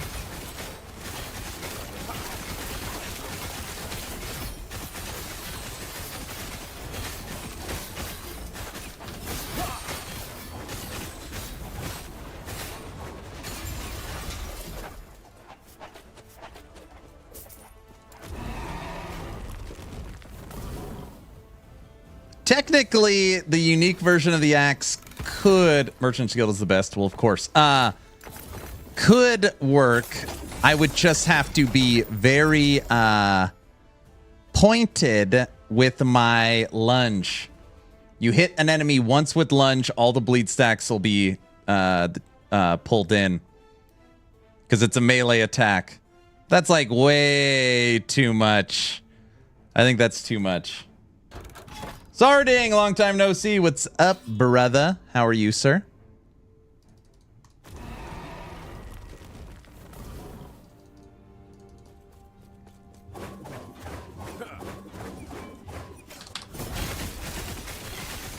Sunseal's nice. By the way, Mike didn't say anything about it, but he did give a little leak on, it was either this Friday or last Friday's stream. It might have been the previous Friday. Somebody talked about Sigils of Hope. This skill. No, stupid. This skill. And on stream, he's like, the skill formerly known as Sigils of Hope. And everyone's like, what? What do you mean formerly known? And he just kind of smiled. He's like, oh boy. Oh boy.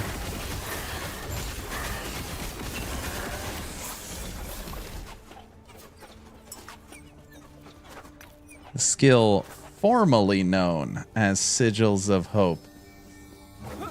Hey, lizard. What do you got? Ugh. Good. Just POEing it up. How are you doing? Cruise or something? Oh, man. Went on a cruise. Man, over a month ago now. Took the family to the Bahamas. Kids have never been on a cruise. And we had a good time. The cruise ported out of Orlando. And the kids have never been to Florida or Disney World either. So when the boat docked, we also did a day at Disney World. So we did a week-long cruise, day at Disney World, flew home. And I was so fortunate and so happy that I came home with bronchitis. It was nice. So then I spent a couple of weeks in bed, lost 10 pounds, and now I'm feeling much better.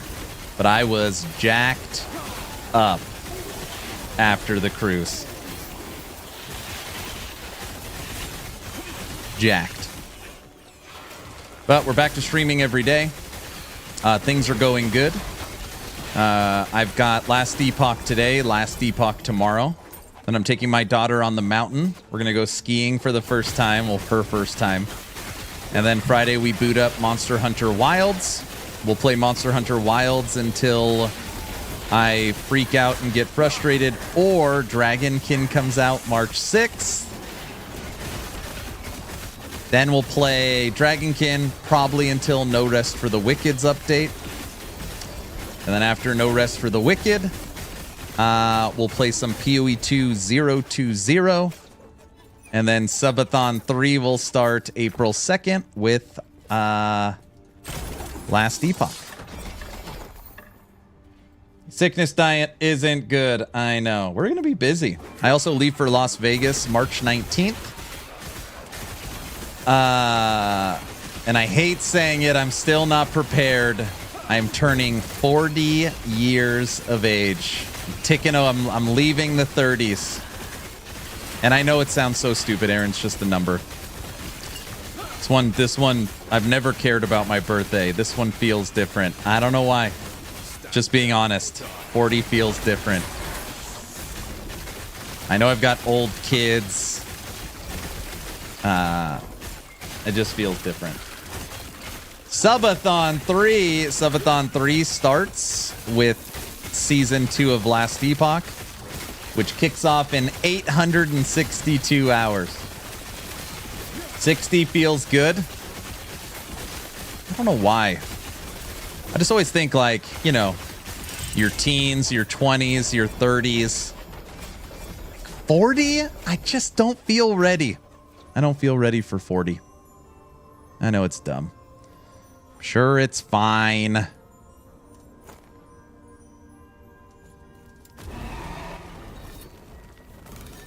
Probably because you're 40 and still playing games. 40 and still playing games. On top of that, it's your profession. Increased throw damage, T7.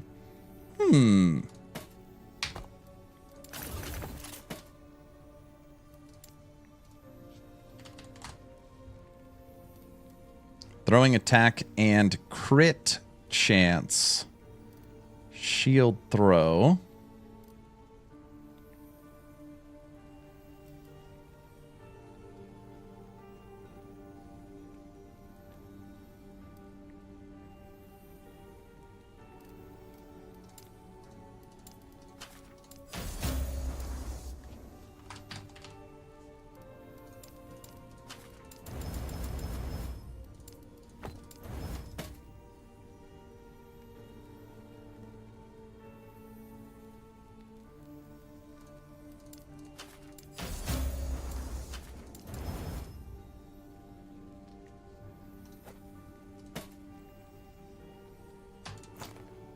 The countdown for April 2nd, when that countdown is over, we will launch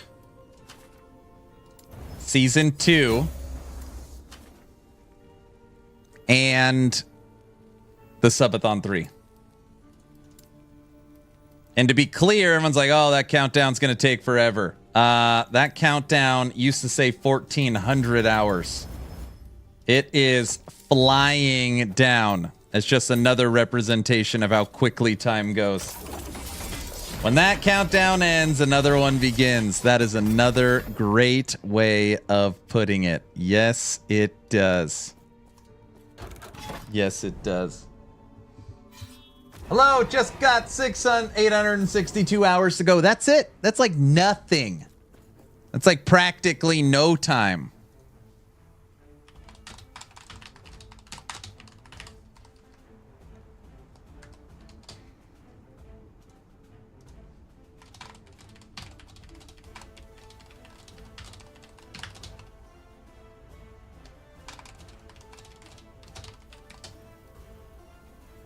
Be asleep for half of that.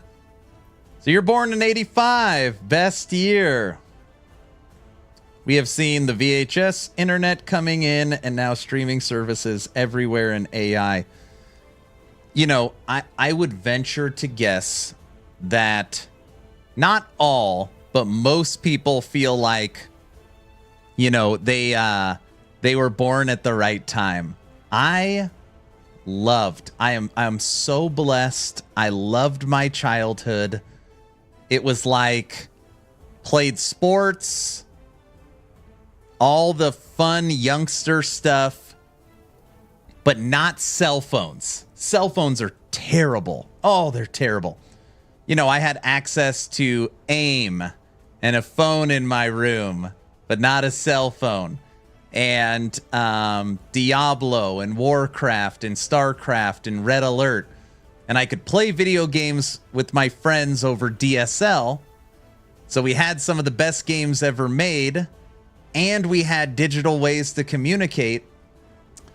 But we didn't have cell phones. So then the outside stuff in sports. Oh my gosh. I loved the era in the time that I grew up. I loved it. I would venture to guess that from a focus standpoint, from an always needing like something stimulating your mind, cell phones is probably one of the worst inventions health-wise humans have ever made.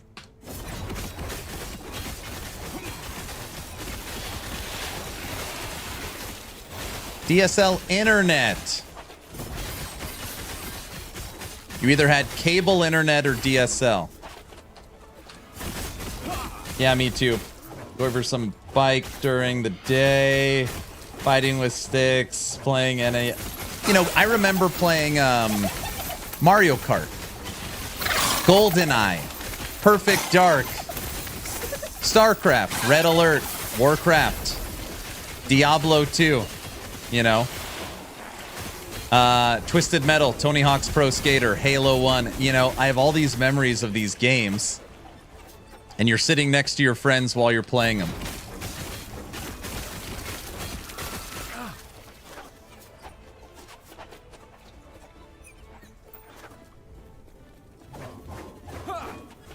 Dial-up was the bomb.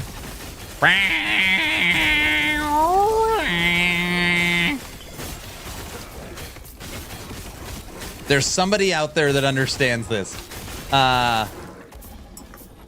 Dinner time! You run over, hit power on the computer, and then you like run to eat dinner, knowing that it's gonna take frickin' forever to actually turn on. You like wouldn't hit power on your computer and sit there because it's stupid. You hit power and then you go do something else. That was my life. Yep.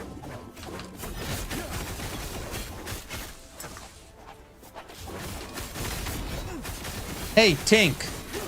I promise I won't share anything. I know this is live. Why is Logout so, what's his deal with his computer setup? Seems like it's, I shouldn't say, he's, embarrassed? Maybe not embarrassed. I don't know. He always talks about how terrible his computer is. He's like using a TV monitor or something. Is he just a good husband, gives you all the good stuff? It's cluttered. That's the nice way, I see. Okay, what is up with hammers? Whatever. They can try and kill me as we work on the bleed guy. No! Wait, can we not hit him either?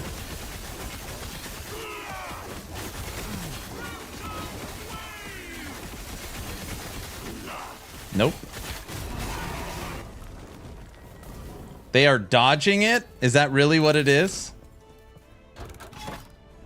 I need to get him upgraded, though. Sometimes it sounds like his tower is about to take flight. I see. So how much of the damage is the hammers and how much is the bleed? 95.5. Not a lot.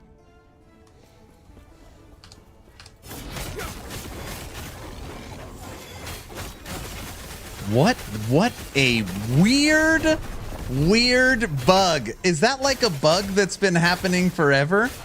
The hammers are not hurting enemies. Hi, Redix, what's up? Now you made me think about it, and I'm gonna have to go over there and do something.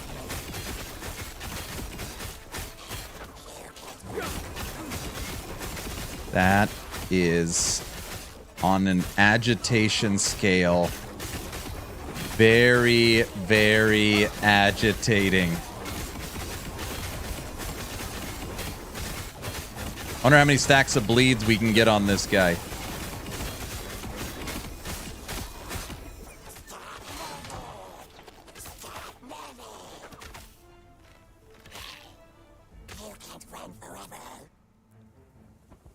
Is that an enemy mod on the monolith? No. Hammerdin so bad that the hammers do literally 0 damage. And the bleed does 0 damage.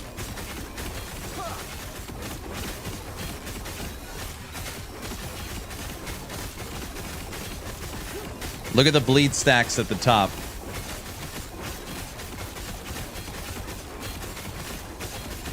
$750.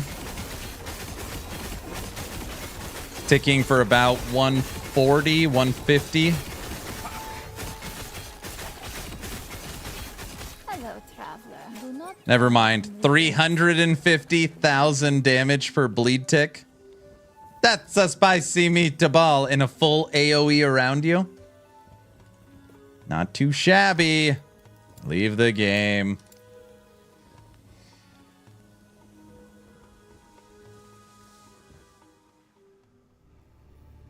The Hammerdin not hurting anything is a reason for Season 2 tank overhaul. Duh, that's what it was. That's what it was. Have you tried ForgeGuard Bleed Forged Weapons? It was doing great DPS, but maybe even more if the ForgeGuard can equip the Flayer Shield too. Ooh, I see what you're saying. ForgeGuard is gonna be unbelievably interesting.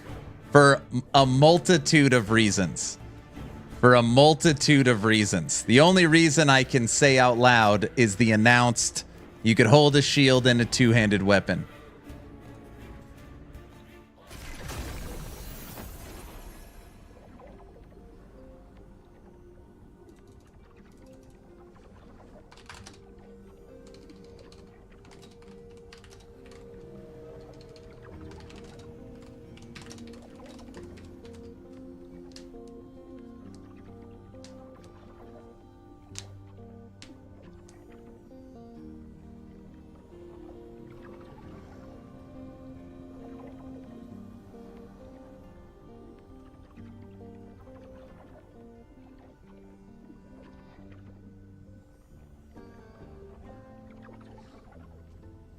You had to go to the friend's house with all the bikes in the yard?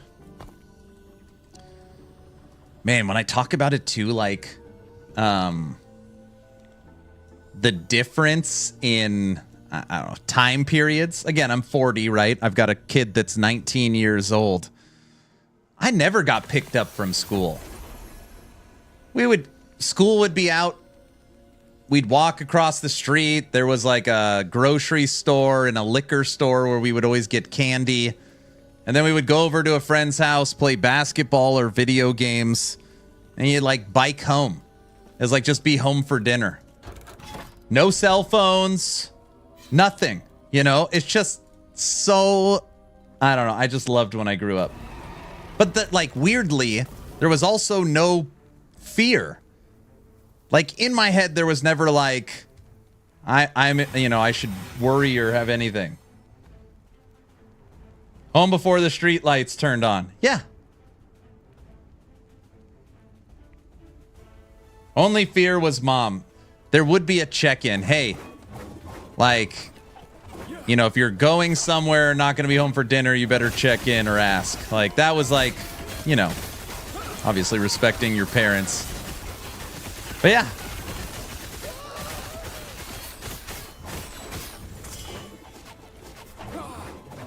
Aaron, is there a lot of new content coming for Season 2? Okay, this is a hard question to answer, okay? You are not gonna log in and feel like, what's this game I'm playing? It's still Last Epoch, all right? Still Ellie.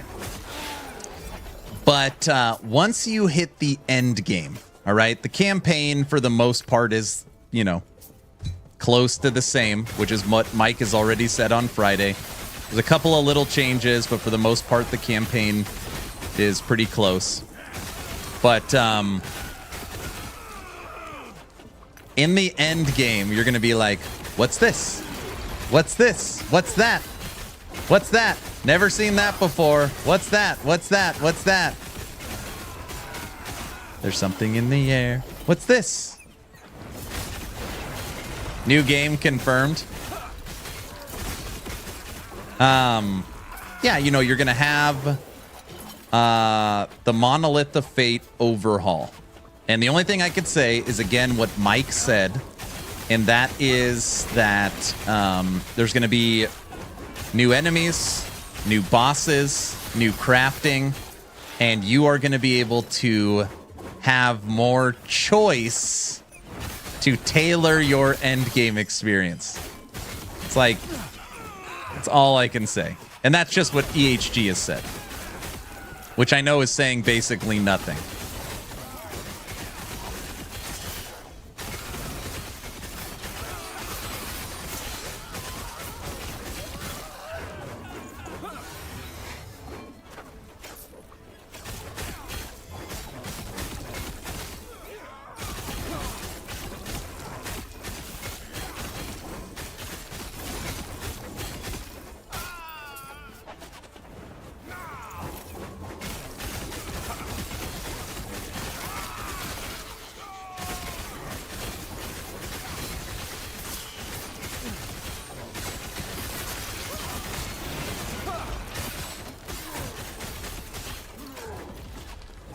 Back to the 90s. My only fear was my mom's belt. Sam, do you know what class you're gonna play?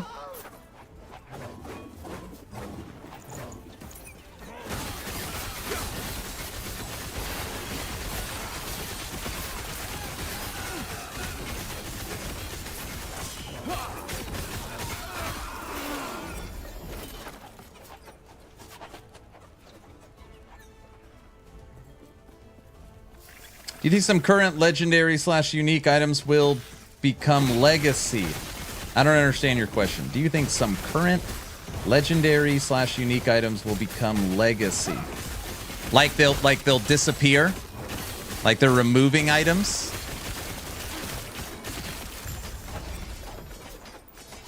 I mean, there's some garbage uniques in the game right now that basically, you know, nobody uses. But no, I don't think so. We had a bamboo forest and train tracks, bridges with a creek. Very fun for the childhood. That's awesome, Robert. If people haven't played since the engine upgrade, they'll have a new experience. At least that is what it was like for me. After I played PoE 2 for a while, I tried LE again with the updated engine. It was like a new game.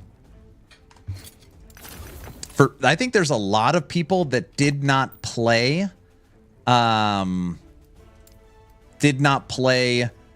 season 1. So they don't know about Harbingers, the new faction, the Nemesis system, the passive tree and skill upgrades, the respecking of blessings, the Pinnacle boss, the 35 new uniques, the loot lizards, the update to shrines. So you're going to have all of those people that never experienced all the new stuff that was put in combined with everything coming for season 2. And it's going to be like wowzers. It's going to be a big wowzers. I think.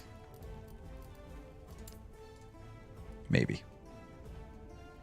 This is always a hard one. Do you want to go wolves? You'd make this strength. Do you want to go necro minions? You'd make it intelligence. Totems, you'd go attunement. We'll just leave it like that. I like T7 minion damage on the best base. No one talked about season 1. I didn't knew it existed. So I know. And that was a big failure on the marketing side of things for the game. So this is how it works. They've realigned all marketing. Technically right now, which I know sounds crazy, we are playing Cycle 1.17. So Aaron, what are you playing? Last Epoch, are you excited for Last Epoch Cycle 117? You'd be like, what the hell are you talking about? Is that like a new patch? Through a campaign by many people, they have updated the branding. They changed it because of Aaron. I didn't say that. I just pushed really hard for them to change it. But either way, they've changed it. We're now, game launch is Season 0, Update 1.0. Then on January 9th, or July 9th, they dropped Season 1, Update 1.1. And now April 4th will be Season 2, Update 1.2. So the update aligns with the season, and people know the term season and the damn season is a whole number. If you look at the old roadmap, Bread, you would see, hey, Last Epoch's launching Cycle 1.1. That is literal. That was the branding for a new league. Cycle 1.1. Not a whole number, so people think it's bug fixing. Nobody knows what a cycle is. It's just like, it was just a nightmare. It was a nightmare. But yeah, now it's been changed. So Season 0, Season 1, and Season 2.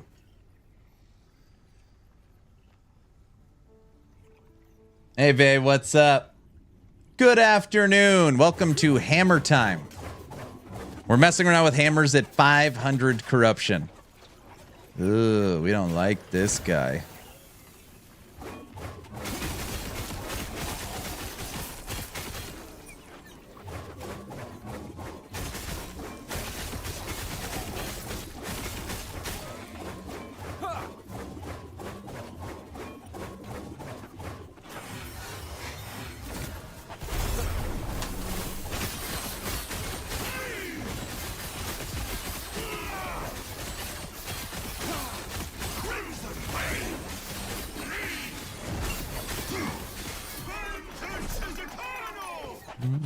The cycle would have been okay if they had used round numbers and not a version like, yeah, ... I just think it's one of those things, and this is something I touched on earlier, is that EHG really wants to innovate on everything. So if it's like PoE has leagues and Diablo has seasons, we can't use those terms, so we're going to pick cycle, right, to be different. And this is just one of those things from a marketing standpoint, like, very silly. You don't have 2 decades, you know, worth of branding.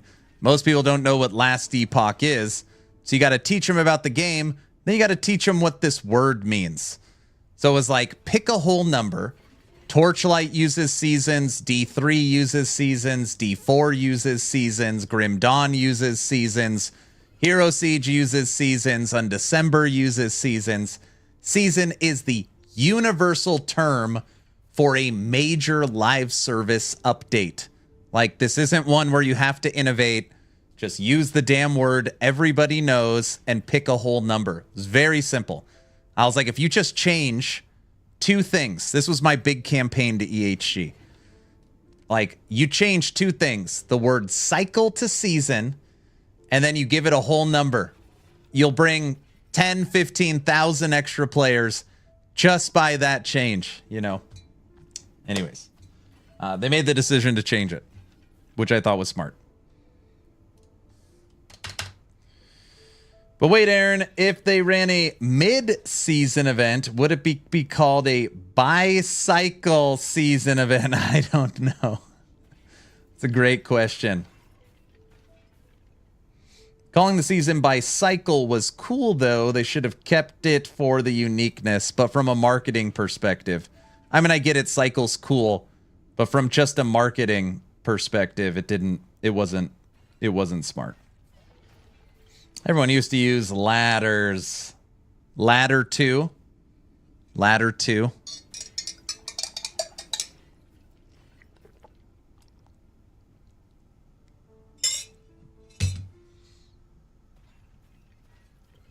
It feels like Season 3 to me. Season 1 was launch. Season 2 was the Pinnacle boss. Season 3. 3 was the reset and Imperial event. So this is really Season 4. Yeah, whatever, dude. Stupid bleed. Diesel, you asked for hammers. I've got hammers. What's the problem? Look, this is what you asked for. Everyone said you were ignoring me today because you're too mad. I don't want to hear it. Sadly, ladders in LE is kind of useless. Usually it is a broken build, and also ladders are only for levels in arena. Yeah, it's always some bugged thing. I want to see Aberoth die. I still want Ricochet hammers to work. Ricochet. I heard Void hammers are pretty fun, but I don't know. Maybe in another life I'll try it. I'm gonna get all mad now.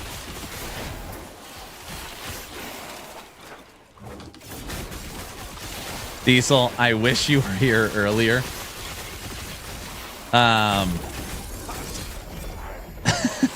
We were slamming uniques, and I had a couple good slams. The first 3 slams, I went 3 for 3 on exactly what I wanted, including a T7 physical on the Flayer's Pride on a 1 LP. I was like, oh man, if Diesel was here, he would not be happy. Imagine that. What? It just happened. I wasn't trying to hit it.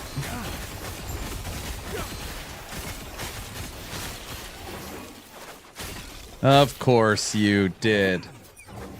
He seems a bit grumpy. Okay, if you guys want to know why Diesel is grumpy, maybe for the last 3 months he's been begging me to try Void Knight Hammers. And I am playing Hammers, but it's Bleed Paladin, not Echo Void Knight. So he's just a little grumpy that I'm not playing what he asked over and over again.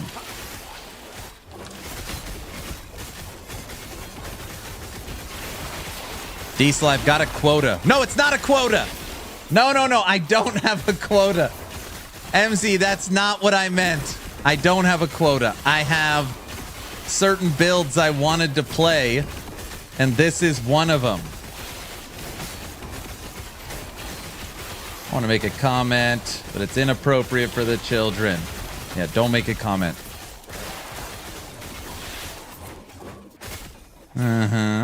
How's business today? You too busy? So Aaron, why are you starting a Marksman Season 2? Because senior developer Mike is starting a Marksman, and he's my friend, so I just want to support him. We're pretty busy this morning. That's good, right? You've been busy the last few days. Sure. I'm supporting my friend. Is that not allowed? Wait, is it allowed? The lie detector test determined that was a lie. Come on, West. You know what I mean. Hidden meta.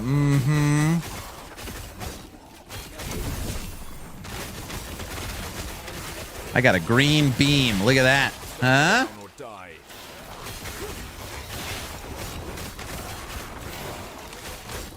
I'm waiting for Season 2 before I get back into LE. That's when you should. You can play LE in 862 hours. I heard Marksman's gonna be fun. That's it, guys. I don't know.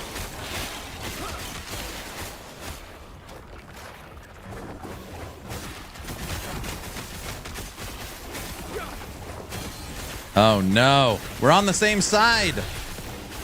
We're fighting my fire golem.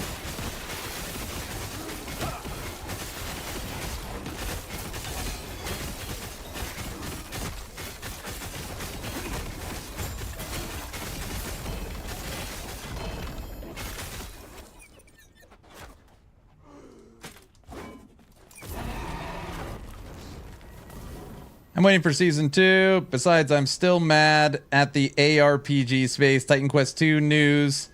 When? Never, I guess? I don't know. Titan Quest 2, man. Someday, I guess? 4 to Cinder Strike, 4 to Falconry, almost perfect melee attack speed.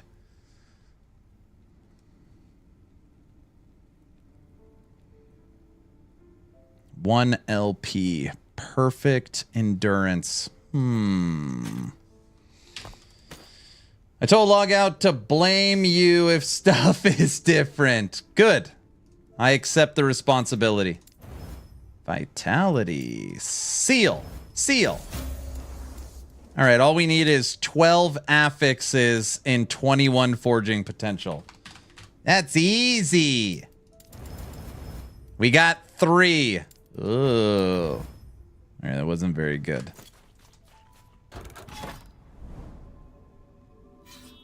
I should stand up. Man, I said I went to the gym this morning. I woke up with a little kink in my back. Probably should stand up. Oh. Diesel, today was buys and back. I was going to hit legs, and then I thought I'm going on the mountain on Thursday. My legs are going to be dead anyways. So I decided against it. Speaking of LE, any items that would be good for Frostclaw? Unique-wise? Doesn't everybody use Wrong Warp? Right? The wand?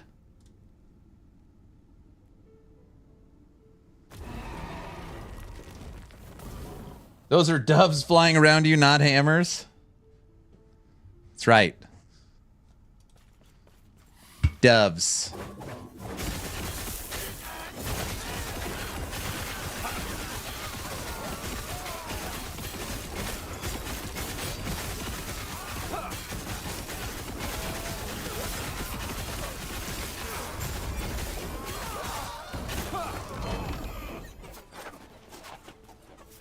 -4 or 5 are useless for the build.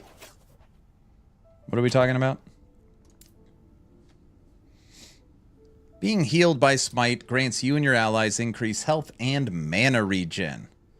I like more mana regen. Put 2. That's an extra 20.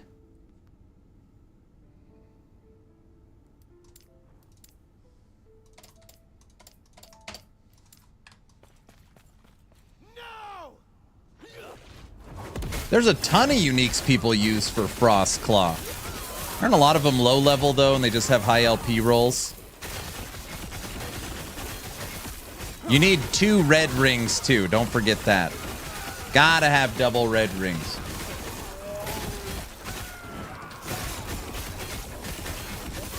Stand down or die.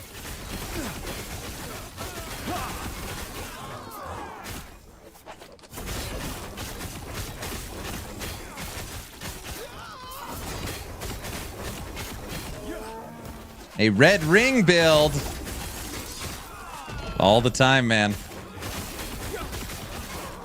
Every once in a while I wonder, like, if that's detrimental. I don't know.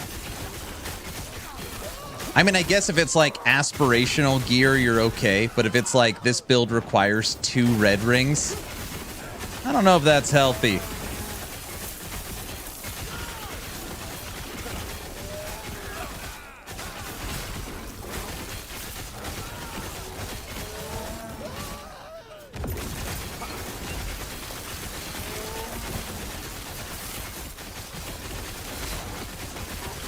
Stand down or die.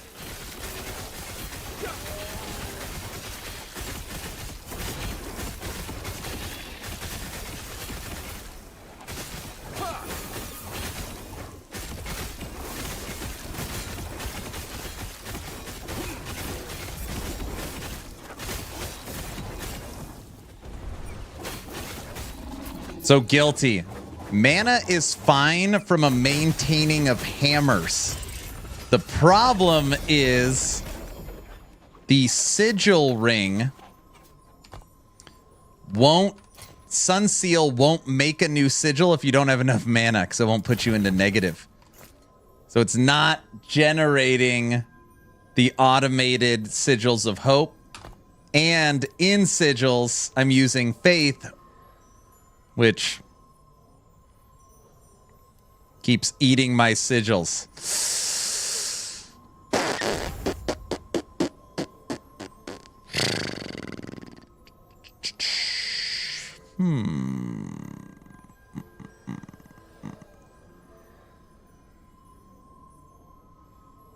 That'll be 30% more mana regen.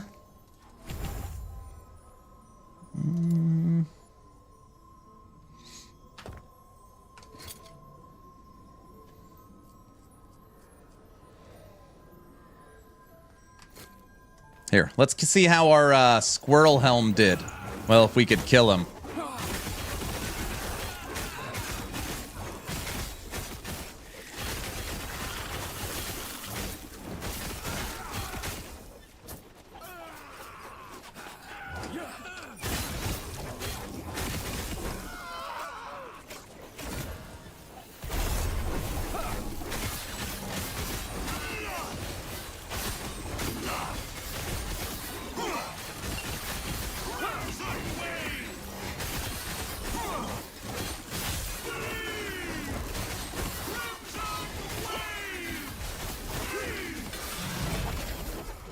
Oh! Uh-oh. Well, our squirrel helmet has popped out and it's not red. That's a good start. Oh my gosh. And it's not red. 2LP. 2LP. 3LP. Oh.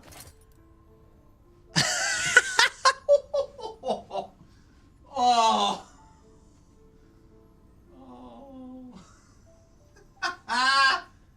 Woo. No way. +3 2 squirrels, 2 LP, Herald of the Scurry.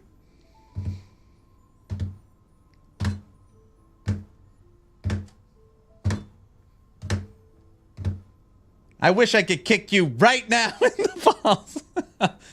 That is a rare item. Guilty, what does 3 to Wolves, 2 LP Herald sell for in MG? That is not a cheap item. That is not, I didn't even look at the amulet. We don't care about that. Dude, we also got a 66 forging potential triple T6. Okay. All right. Not bad. Probably have to pay Ziz for that. There is no streamer client. You guys, it's all just, you know, it's RNG. It's just RNG based. That's all it is. RNG based.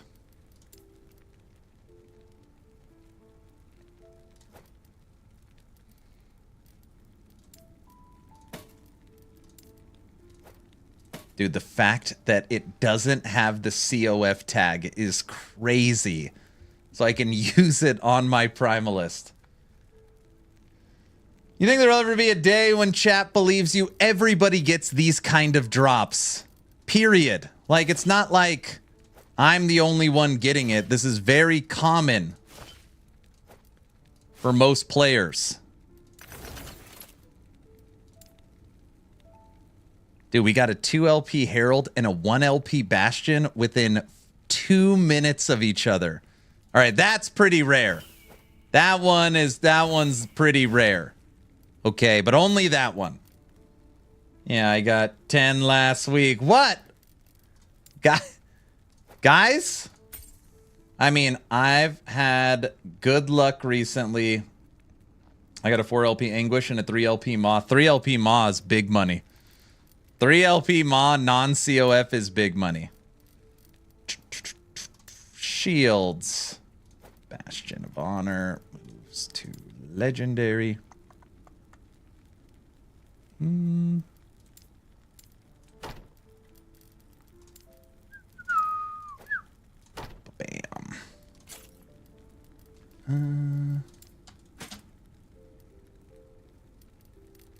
I like the 2 LP crab ring.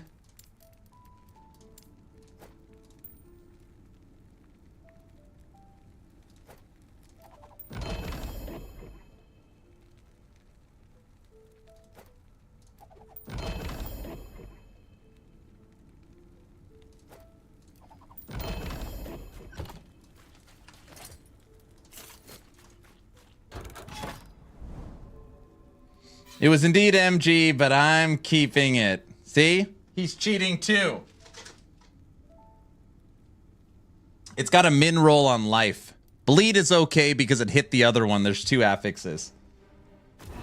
+1 to Wolves, 2 LP Herald is going for 20 million in Season Bazaar. So like 50 to 70 million. That's a spicy meatball. Don't tell Diesel.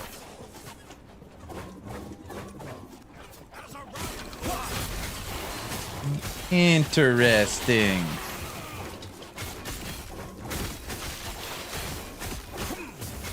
Just dropped another prediction. All right, let's see your other prediction. Let's go see your other prediction.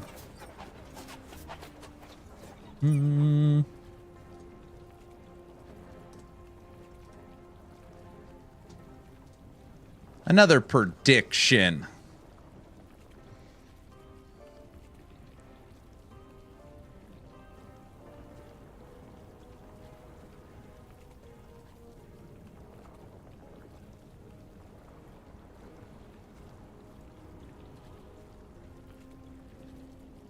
Oh. I don't know. I cannot confirm nor deny any of your predictions. You can't even show it. They can go to Discord if they want to see it. Uh-oh, a little bit of lag.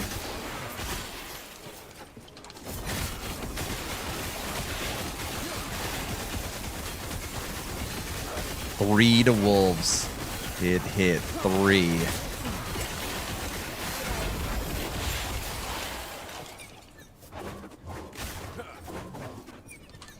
How do you identify an item worth selling? I mean, this is a hard one because it's hard to say, like, knowledge, but ultimately, T7 affixes on the right items, especially T7 skills. Like, T7 to wolves on a helmet is like 20 million gold. It's crazy because so many people use wolves and squirrels. And they're used to slam Herald of the Scurries as well. So, like, it's just a small example. Also, idols. Idols are uncraftable. So if you hit a good idol that maybe isn't for your build, you can make big money. So, exalted items with T7 affixes.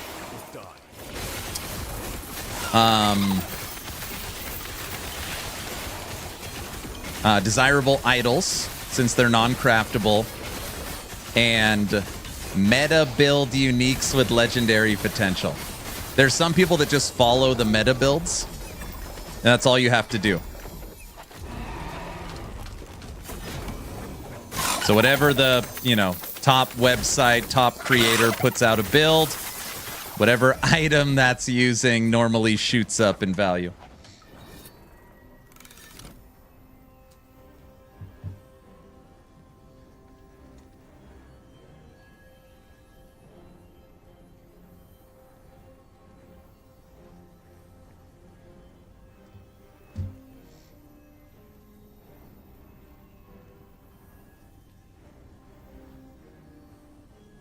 Yeah, there's definitely some meta builds. It'd be cool to have some non-meta builds, maybe in the way of Void. I just played Void, sir. You saw me. Right? Diesel? Diesel, we're still friends, right? Buddy?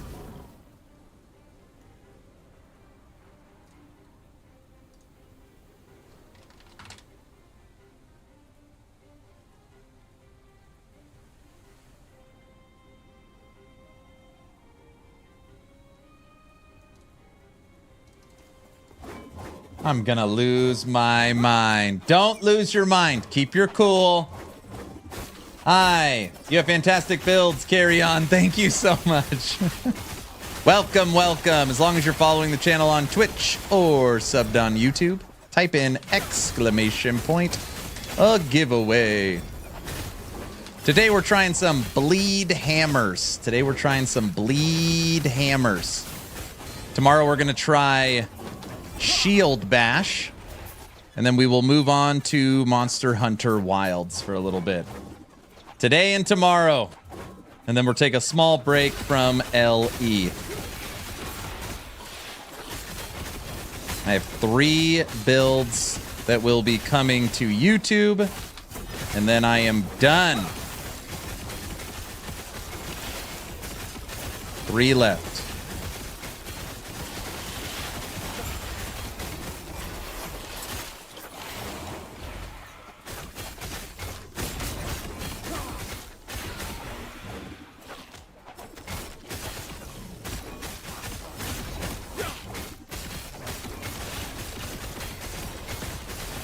I hate these fire explosion things. Look, we're a ranged build. Ranged hammers.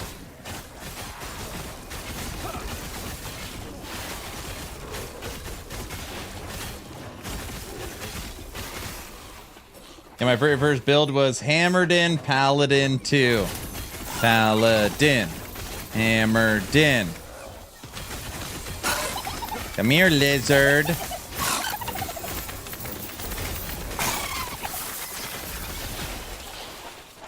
Let's put put something else spicy in the egg. What do we got? What do we got? Oh, perfect. Salt of the wound. How about you spit out a 2 LP salt of the wound? I would not be upset. Poison. Oh, why is it gotta be poison? It's always poison.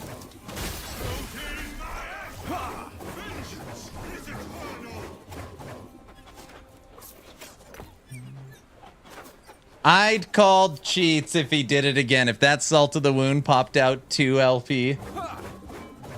Yeah, that's, I mean, that would be quite some luck there for sure. Yeah, there's no way.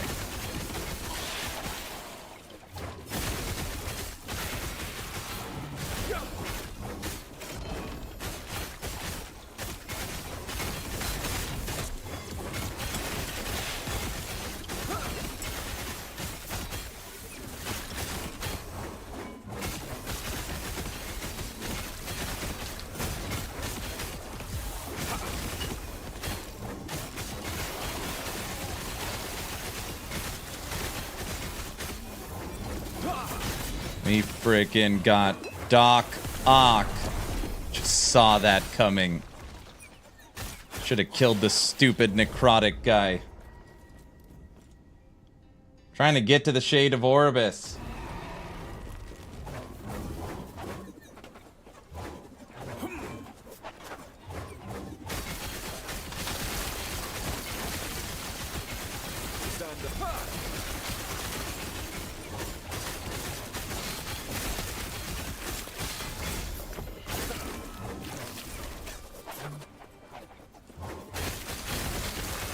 I'm with Diesel on the Void, pretty please. So as we know, a lot of the builds are going to change come Season 2. I have 3 builds left. And then at least build guides prior to Season 2 are done. So there's 3 builds coming to YouTube. Bleed Hammerdin, Echo Warpath, and Shield Bash Forgeguard. Those are the last 3. Now, obviously, during the subathon, when Season 2 drops, we could play anything. I don't care. But those are the final 3 builds prior to launch.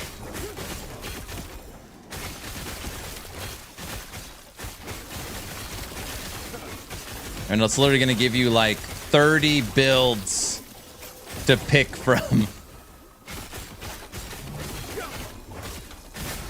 Hey Aaron, when you're going Spellblade, do I have to wait until monoliths or can I force it early on? You could force it early on. The problem is if you're going Spellblade and you are going Shatter Strike, it's just mana heavy. So you normally don't have the gear to really help you deal with the mana problems. But yeah, you could do it.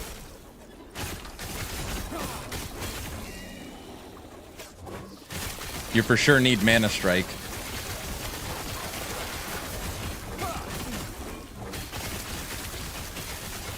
Look at all those hammers.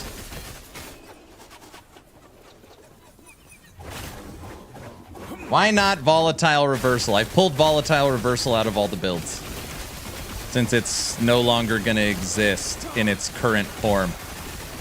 So I'm not putting Volatile Reversal in since it's changing. I'm trying to make the builds as future-proof as I can moving forward. Trying to. Hey, guys. Brand, what up? What do you think about Infernal Shade Warlock? I've never tried it. Melee, ew. Yeah, I've pulled Volatile Reversal. If you guys don't know, EHG has made an announcement that Volatile Reversal will basically be an entirely new skill. Since it's basically used as a requirement in every current build, and there's no reason to not take it, it It will be completely remade. So I'm not going to put Volatile Reversal in this build, even though, yes, it would make the build stronger because of that reason.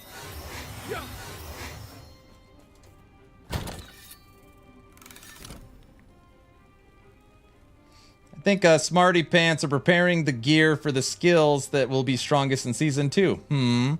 Not necessarily. Not necessarily. We're just, just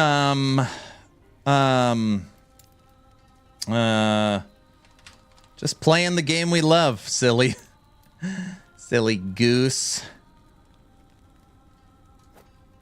wonder if we pulled sigils out. What if we pull sigils out?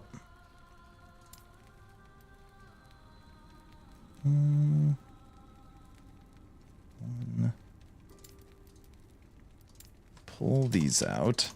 This build basically has no manual cast whatsoever.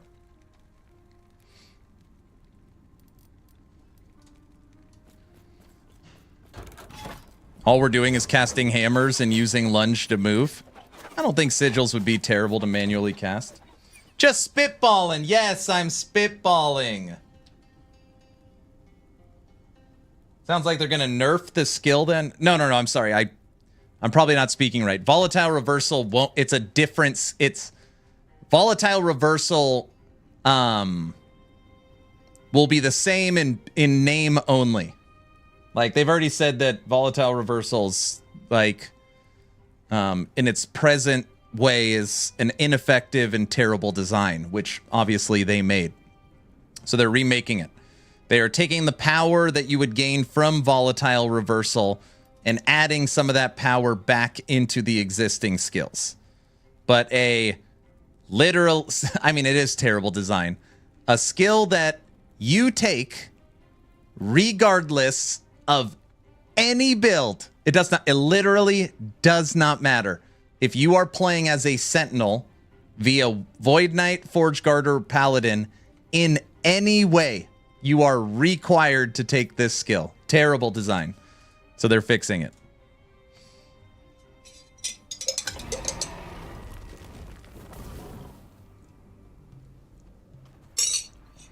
Yeah, it's completely redesigned. Oh.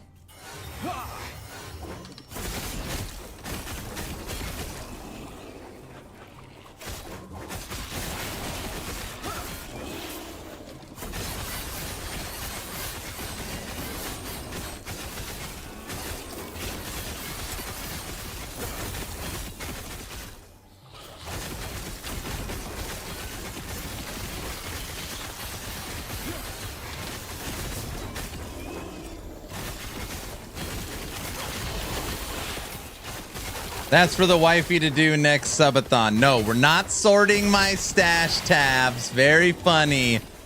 No. Hee hee ha ha. You guys are funny. Guys, you're joking, right? Guys?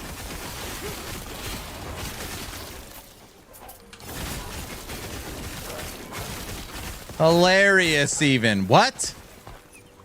They're just messing around. Guys, do you know, will Sentinel passive tree get a touch-up? I would assume so since Forged Guard is changing. Yes. I hope she sorts the crap out of them. Oh, brother.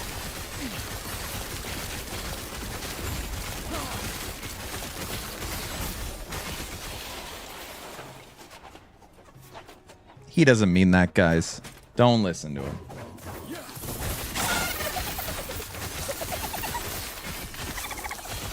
Stand down or die.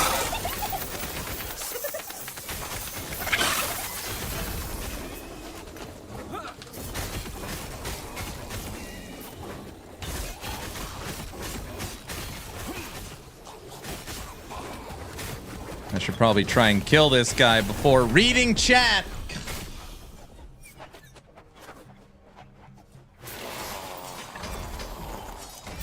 That skill's the only reason why some builds work. Yeah, that's the problem.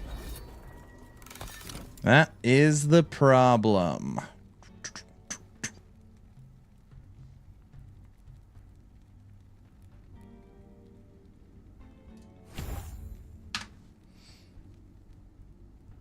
I'm pretty sure Aaron would lose his mind for real if the wife came up and sorted every tab that I have sorted in the way that I like. Manually sorted them in the way that I like.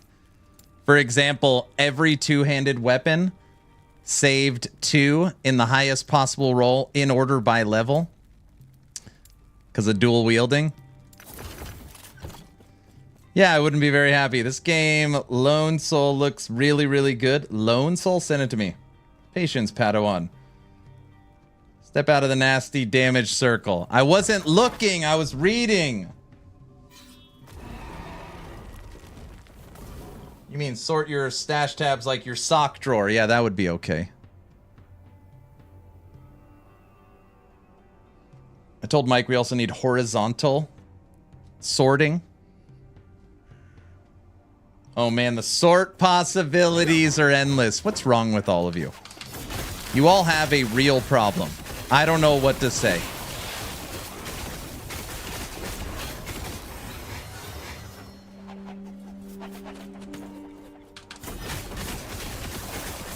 This is true. I know.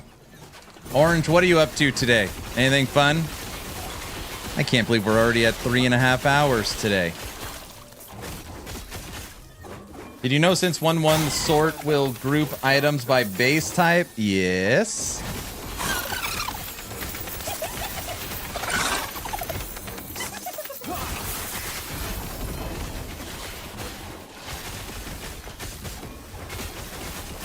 Question, they plan to release on console. They do. They have been working on controller support, including the best controller support coming season 2. But it just requires a ton because you need to have relationship with Microsoft and Sony. The game has to work correctly on their platforms. So there's just like a lot of red tape they're dealing with. But yeah, the game they really wanted to release on consoles. It is in the future plans. It's in the future plans.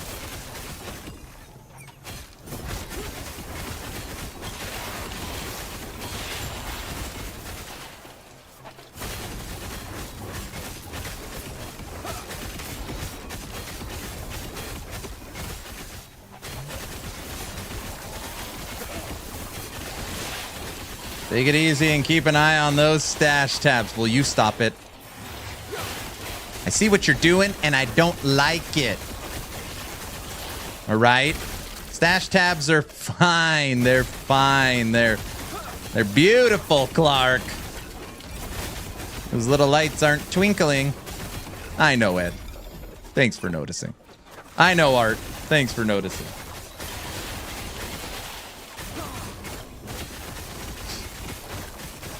Yeah, volatile reversal is hasta luego.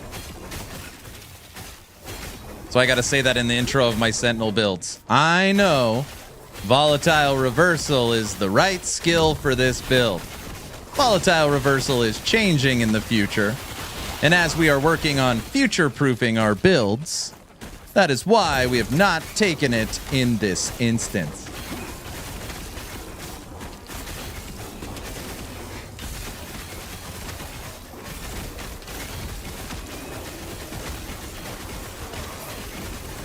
Guilty. The build is 1,000 times better with the extra ring for mana. Look at my mana. And just manually casting sigils with it auto-triggering from potential kills. Way better. No, get out of there. Woo! Don't stand in the avalanche. That is a spicy meatball.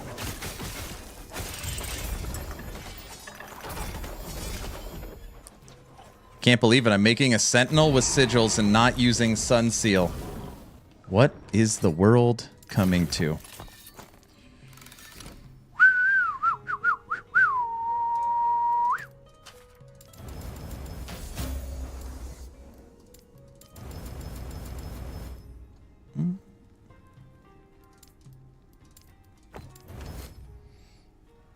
Some degenerate will put sigils on cooldown node and numlock it. I know people do stuff like that. I know it. That's what Stonks does.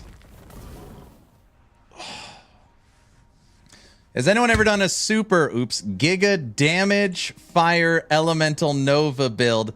Just running around the map exploding stuff. Lots of times. What people love about elemental Nova is technically you can get like plus 15 to it. So you can have 15 extra points. It's crazy. And it's a skill that has more uniques than I think any one. You just like when it comes to single target damage, like Nova being your only damage is tough. Great for monolith clearing. I'm out of the loop on LE. Is Aaron skipping for anyone else today? Is it just my internet? Could be the hammers.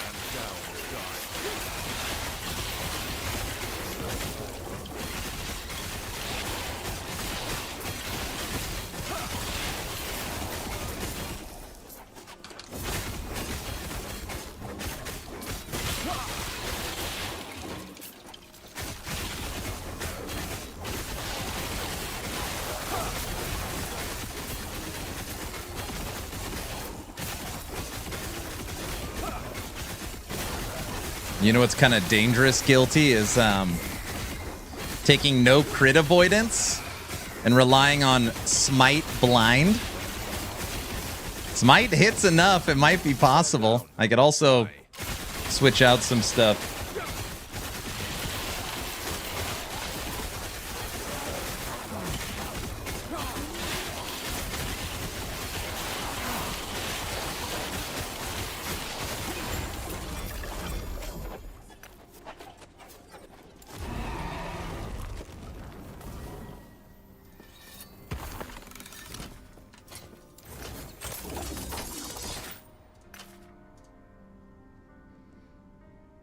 Lone Soul from Diesel.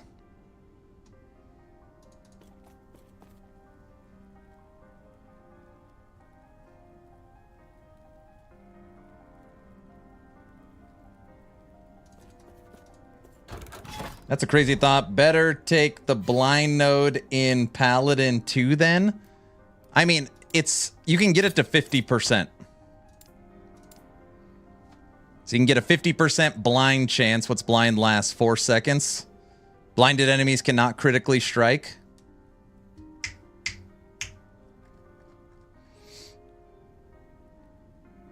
So enemies blinded. It's giving us health and mana. We're getting cleanse and attack speed.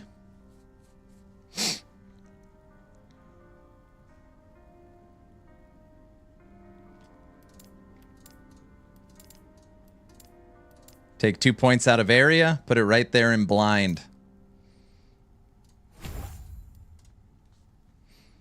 Also, the latest patches, they have corrected the Nemesis lag. The good old Nemesis lag.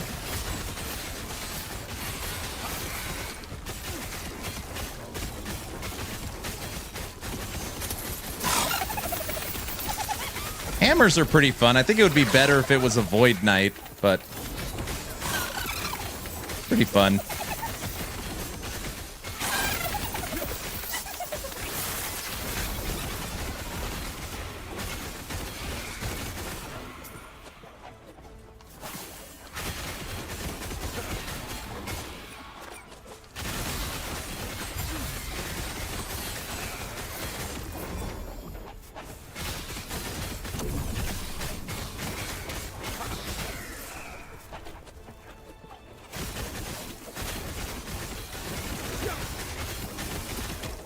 Hey, Dead, thanks for the follow. Now that you're following, type in !giveaway.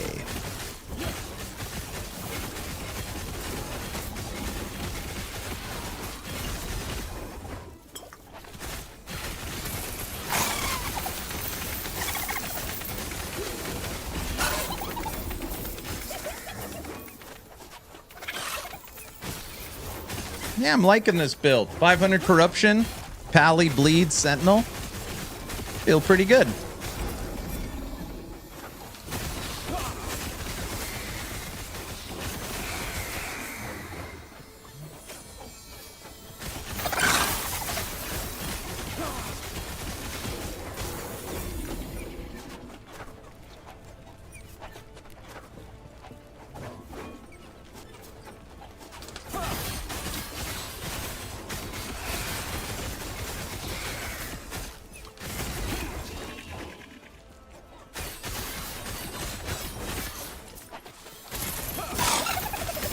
Ah, the big green set lizard.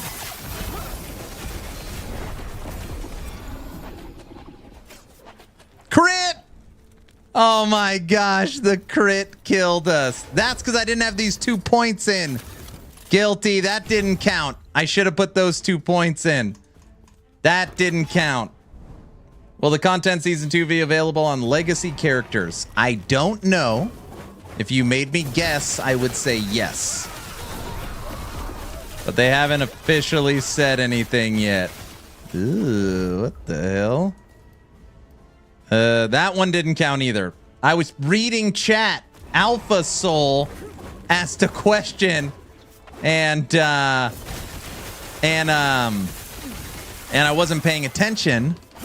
And then the Venus, there was some swamp gas that reflected off of Venus, and it got in my eyes. I couldn't see, and that's what caused the, you know, the death. So, you guys didn't know.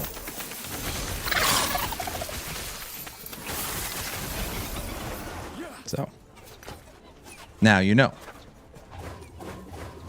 Blah, blah, blah, blah, blah. Ah, the Venus rays, a classic. That's what happened. This time I'm being honest about what really happened.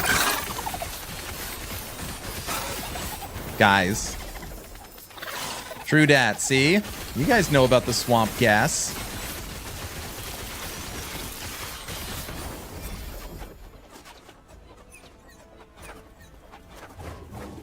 Boring. Diesel, I've been hitting the gym every day. I need some stuff, dude. I need to get big, man.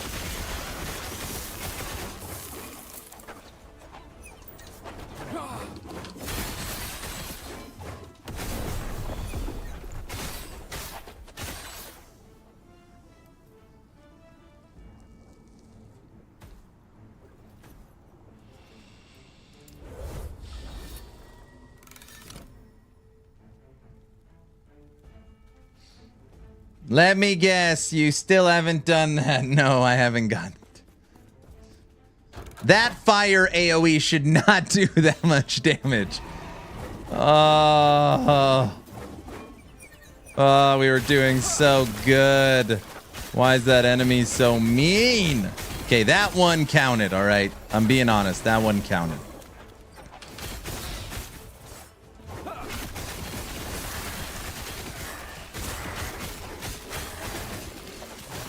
Man, your danger awareness tonight is on the slow side.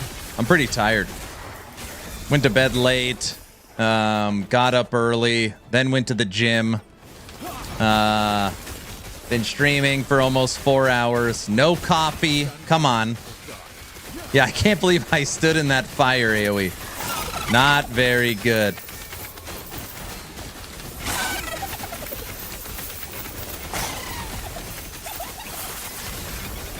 You know what it is? Sometimes I feel like a nut. Sometimes I don't. Get out of here!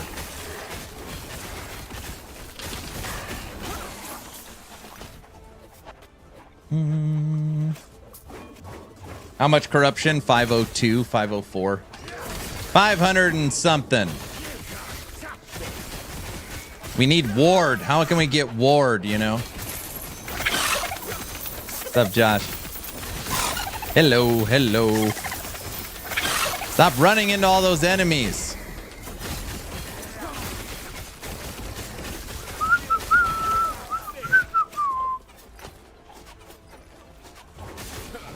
What do we got back here? You? Oh, brother.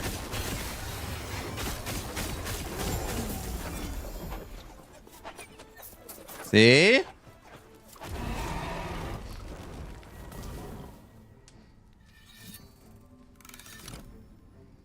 I know. What's up with my danger awareness? All right. Let's take a second. Okay. Endurance, elemental resistance. Endurance is money. It's 60. Elemental resistance is good with the exception of cold. Poison res. Max throwing. Block effectiveness. No crit. Yeah, okay, that's good. Hammers. As many as hammers as we can possibly get. That is good. Sigils. We are manually casting them. There's a chance to auto-summon from kill. Get more endurance. Let's take 5% off of there. Move it into endurance threshold. Okay. Smite. We're blinding. We're boosting our mana. We're cleansing, boosting attack speed. Lunge. Extra lunge. Kill threshold. Smites. Heal. Block. Invulnerable. Okay. Skills feel good. Passives. Strength of resistances, vitality, extra block, DR, recovery speed, attack speed for hammers, physical, block.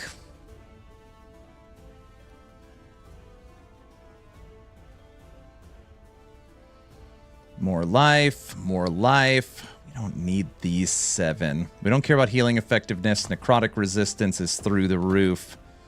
Where can I move those? Block. Blind. That's what you're talking about, Guilty. Take this stupid node.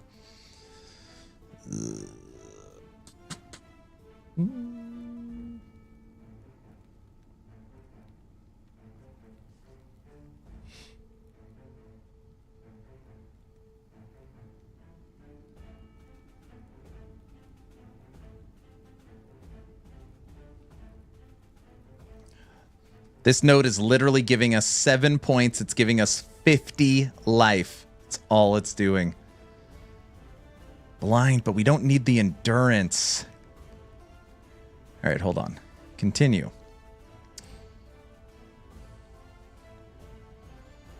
Prayer. Attunement. No. Yes. Don't need crit.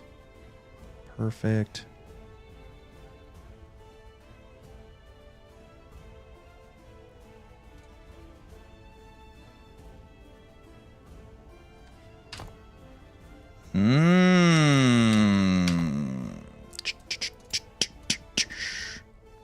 We can get life, void, and physical res. 3 things we are missing in our beautiful Void Knight tree. Hello, traveler. I can only take 1 point. Take 1 point.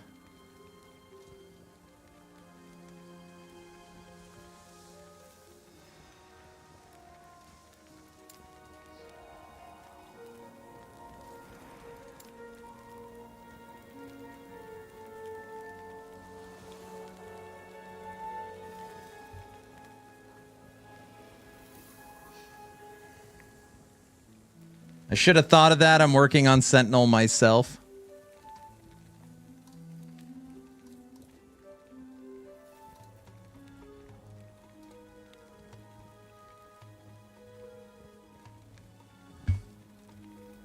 Can't pull from anything on the bottom tree.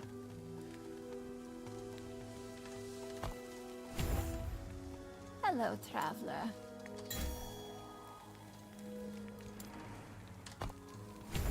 Hello, traveler. Hello, traveler. Hello, traveler. Hello, traveler. This is fun. Hello, traveler. Hello, Clarice.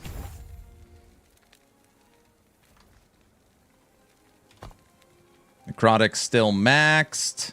Life barely moved. Okay, so that gives us more block effectiveness and stun avoidance. And an extra 15% blind chance. Oh, we could pull 1 point out. Hello, traveler. 1 point! Oh, it's terrible. New season starts in 861 hours. Or April 2nd. They didn't add a option to remove passive points yet. Yeah, it's in here. It's right here. Traveler. Respec all. The reason why I had to do it that way is because I can only pull 1 point out at a time, so I had to manually move them. Hello, traveler.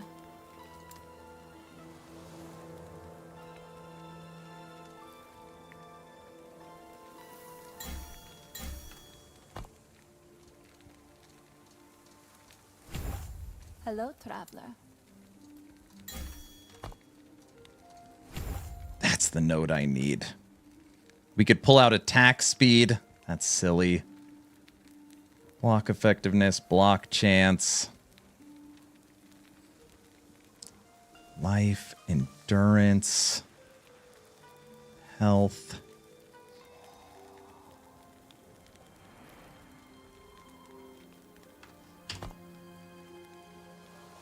Armor's at 5,400.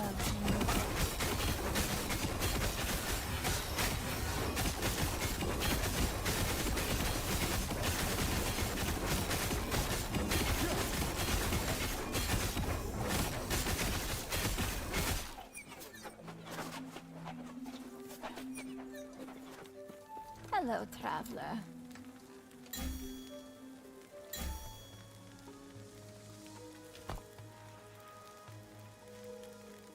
Did it not move at all? Mitigation damage, 51%. Mitigation damage, 52%. 51.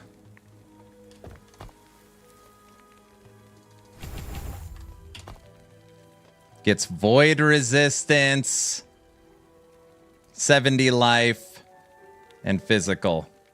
Void damage, 0. What's up, Elite? I haven't played this game in a few months. Should I download and try again? Duh. But the new season launches April 2nd. Is bleeding strong? It's pretty damn strong. We're at 500 corruption. 500 corruption right now. 2 Dominion skills. Hey, guilty. I mean, obviously it needs LP. Perfect. On minion and crit. 4 to minion crit, 2 to minion skills, 2 to base crit. Come on, Nemesis. All right, I think that's better.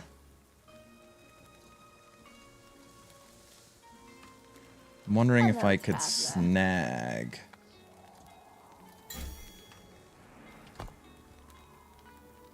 Dude, it hasn't pulled down damage mitigation at all.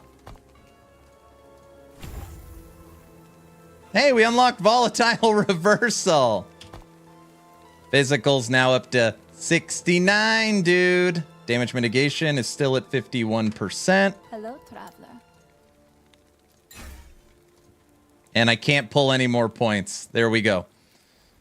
So pulling those 4 out of Guardian, we lost 1% damage mitigation. We moved those 4 points over to Void Knight, which brought our health back that we lost from Holy Icon. But also, we did not have physical or void resistance maxed. Void resistance is now maxed. And physical resistance went from 49 to 69. And again, armor is still strong. I think That's the right decision.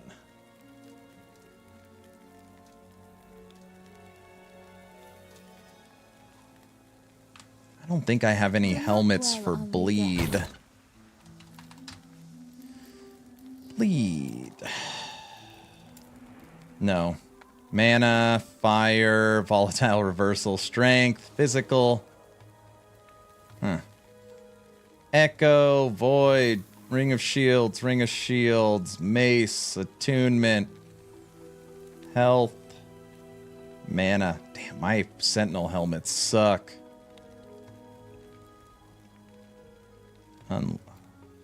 No, it's so much armor. Okay. Now you need a small idol to max physical.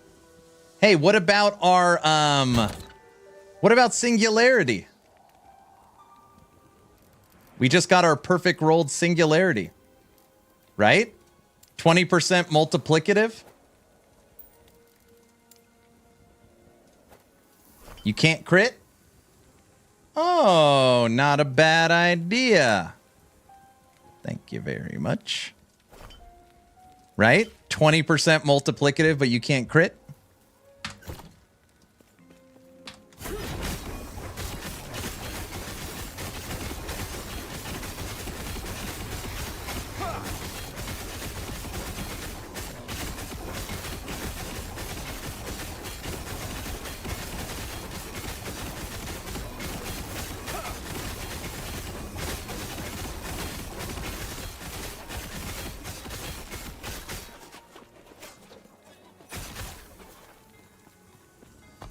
What do we need crit for? Nothing. We're converting all the critical strike multiplier. We take no crit chance. You're a full dot build. I saw a 290,000 in there on bleed. Okay. Adjustments have been made. Skills are... I have 1 point of sigils left. Oh yeah, we pulled it out of damage. We're going to move it into endurance threshold. Right now, endurance threshold, when we have our 4 sigils, we're at 1165. Okay.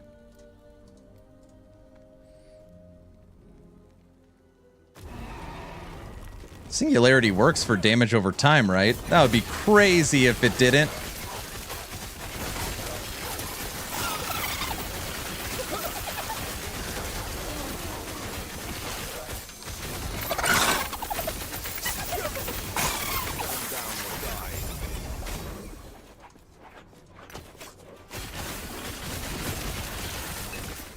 Is there a prize if you could count hammers on the screen accurately? Yep. You get the ability to join the official Action RPG Discord. Yep. Invite only, you know.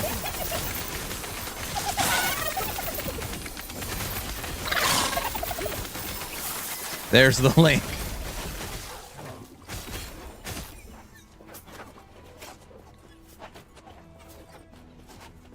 Zero. I won. There's no hammers on the screen.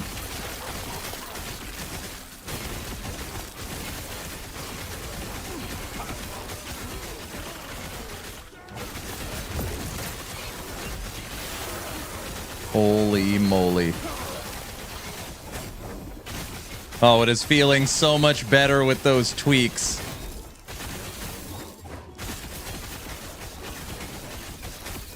Count how many void hammers on screen. 0. I think void would be a lot more fun, Diesel. Hey, stop hitting me with that. Diesel? Shut up. What? Endurance up to 1225. So 3,500 life. Almost maxed resistances. Maxed endurance. Endurance threshold 1,200. We've definitely got some DR. Okay.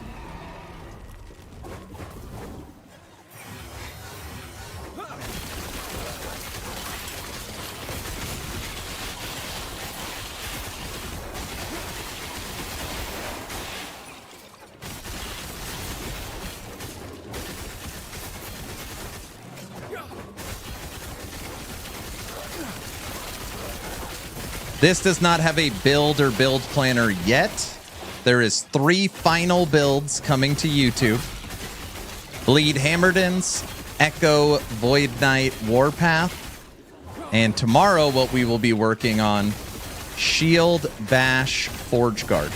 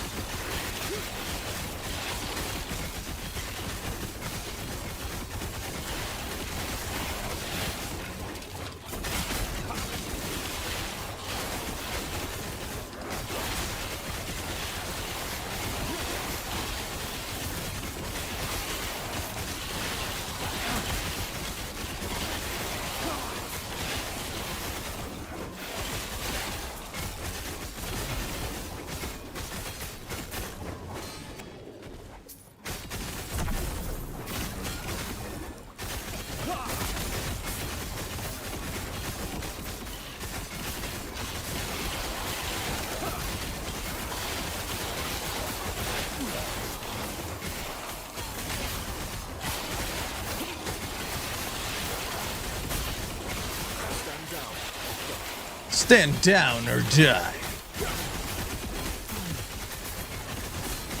Shouldn't ARPGs let you save different builds like a loadout? Like an armory?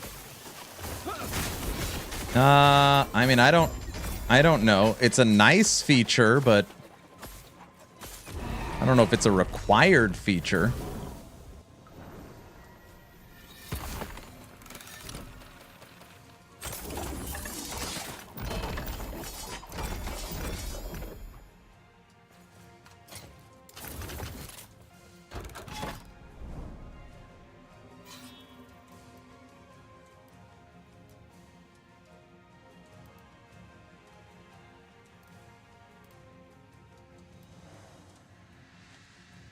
Yeah, I don't know, Mojo.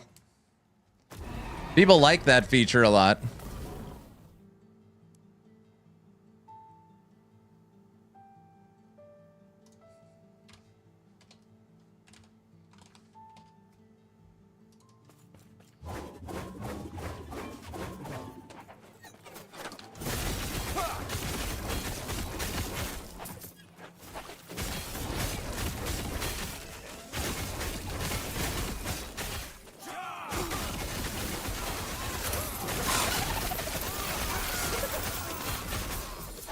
Lizard, come here.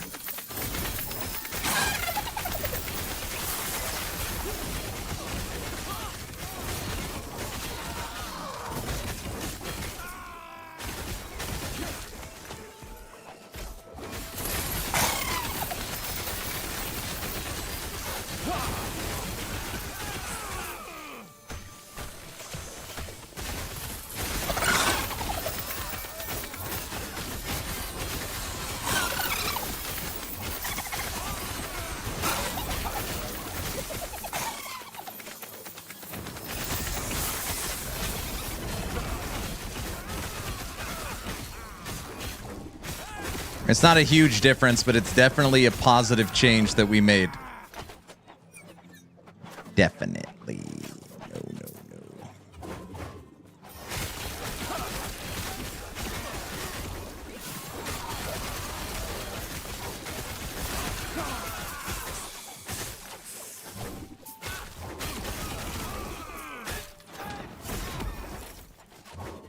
Dude, we're already at 4 hours today? Woo!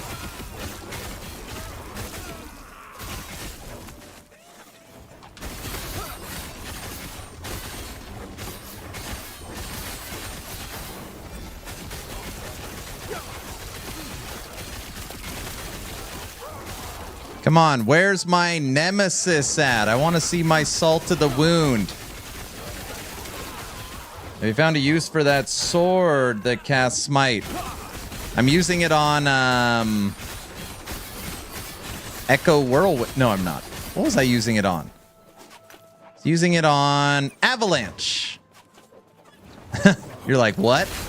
Yeah, we used it on Avalanche. I told Stonks he was losing his mind.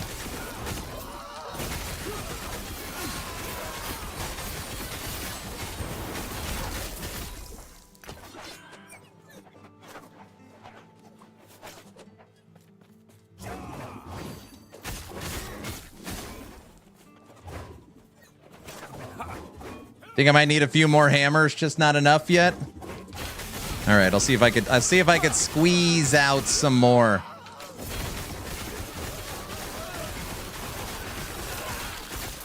Hammers are pretty fun. We could actually get a lot more hammers if we played Void Knight hammers, because then we could get Echo as well. So every 3 hammers, you'd make an echoed one. That would be pretty cool.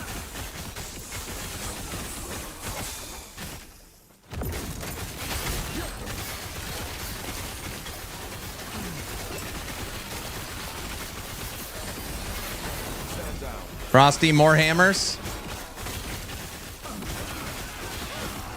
Mr. LaRue.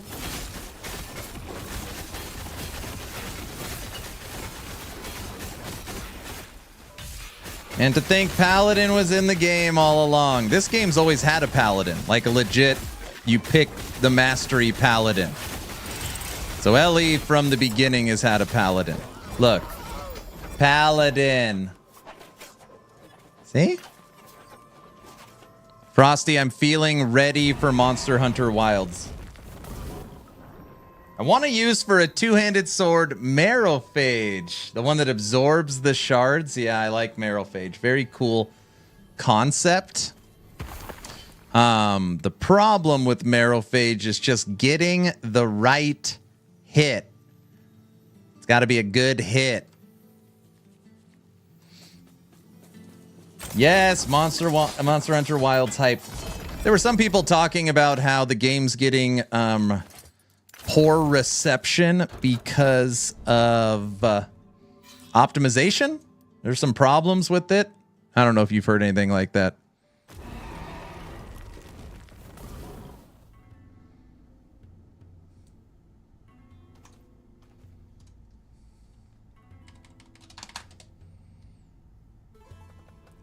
It's got a great reception. Nah, never. I see. Marrowphage is fun. Perfect weapon for COF to shatter those triple and quad exalts. That's true. If you did the benchmark, you should be fine. Yeah, of course I did the... You think I didn't... I mean, I played the demo. Does that count as doing the benchmark? Or is that not correct?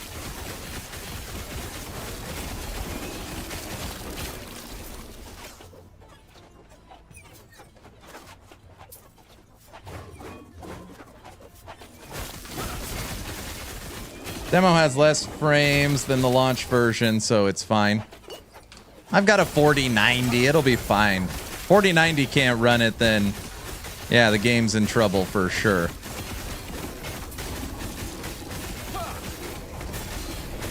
I'm guessing it's going to be one of those games I just have to, like, drop the settings super low to get a smooth stream experience.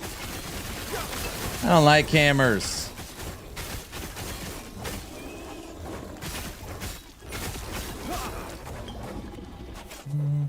I don't like hammer. I played from alpha. It's still garbage. I am playing heavy bowgun, Monster Hunter Wilds. Aren't they letting us keep our progress too? So I like don't even have to start a new character. If that's true, that'll make me very happy.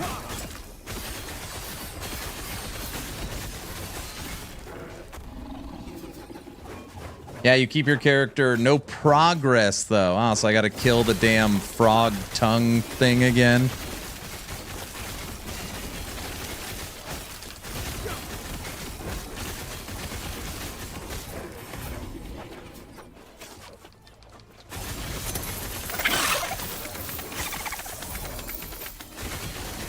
Hey Frosty, do you play Monster Hunter Wilds on a controller? People are telling me I'm out of my mind because I play it on keyboard and mouse. That it's like a controller game for sure. Do you agree with that? Yeah?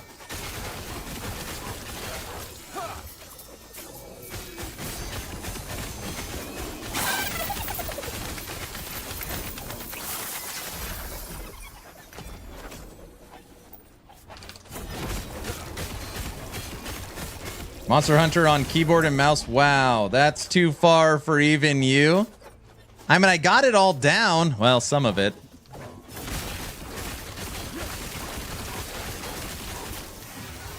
Now I've pushed it. I've crossed the line. Keyboard and mouse is okay, but controller is better. In fact, you learn the paddle controls. You are even more cool. But then I can make a video. Monster Hunter Wilds on keyboard and mouse. Possible? No, that'd be a terrible video. Never mind, I take it back. How hectic is your March, April gaming calendar? Oh my gosh. Okay, today, last Epoch. Tomorrow, last Epoch. Thursday, I'll be on the mountain trying to teach my daughter to ski. Friday, Monster Hunter Wilds. Monster Hunter Wilds will take us to March 6th. March 6th, we start Dragonkin the Banished. Dragonkin the Banished will take us to March 11th, where hopefully we have the big update for No Rest for the Wicked.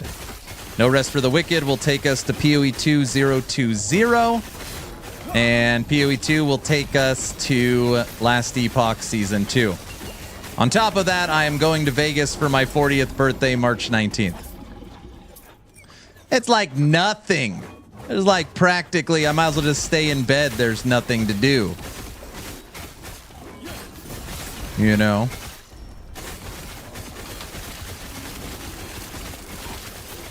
So you'll be super bored. Yeah. For sure. So you are okay. I don't like these lightning guys. Get out of here. Or these crab guys. Once you turn 40, that's all you will be doing is sleeping and napping. Oh my gosh, don't say that. I'm pulled over. I can't pull over any farther.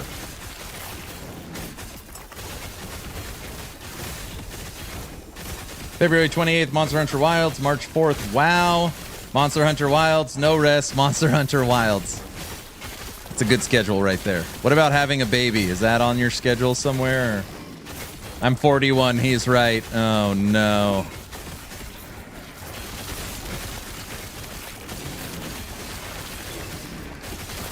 Stop hitting me.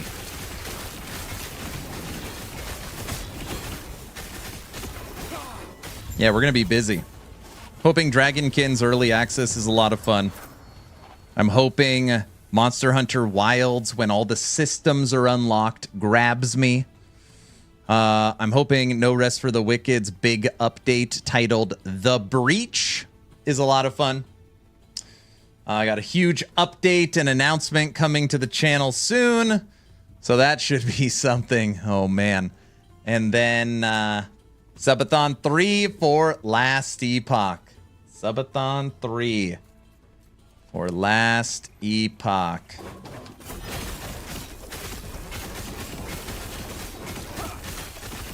Aaron's pregnant. No. My wife is also not pregnant. That would be divine intervention. No more. The baby makers, they're all shut down.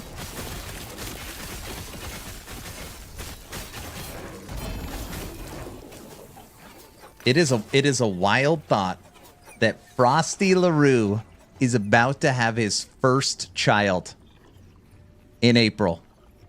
My son last month, or I guess this month, turned 19.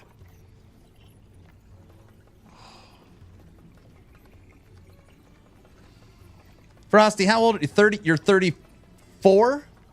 33? How old are you? Early 30s? You're young. 36. You're 36. Hog's in his early 30s. Is that right? Hog? Congrats, Frosty!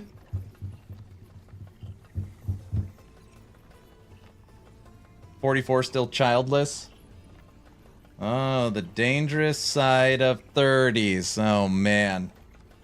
Hog's 34, give or take a year. All right.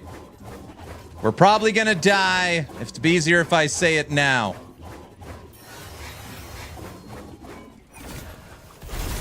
What the? This stupid poison one. Oh, don't. Get out of here. We got him. Just kidding. What an easy fight. I don't know why they make the poison one. They should make them twice as difficult. You know? What is the timer for? Okay, the timer in the top left corner signals two different things happening. When that timer hits 0, it will be launch of Last Epoch Season 2 and launch of Action RPG's Subathon 3. That's going to last 7-8 days. Max.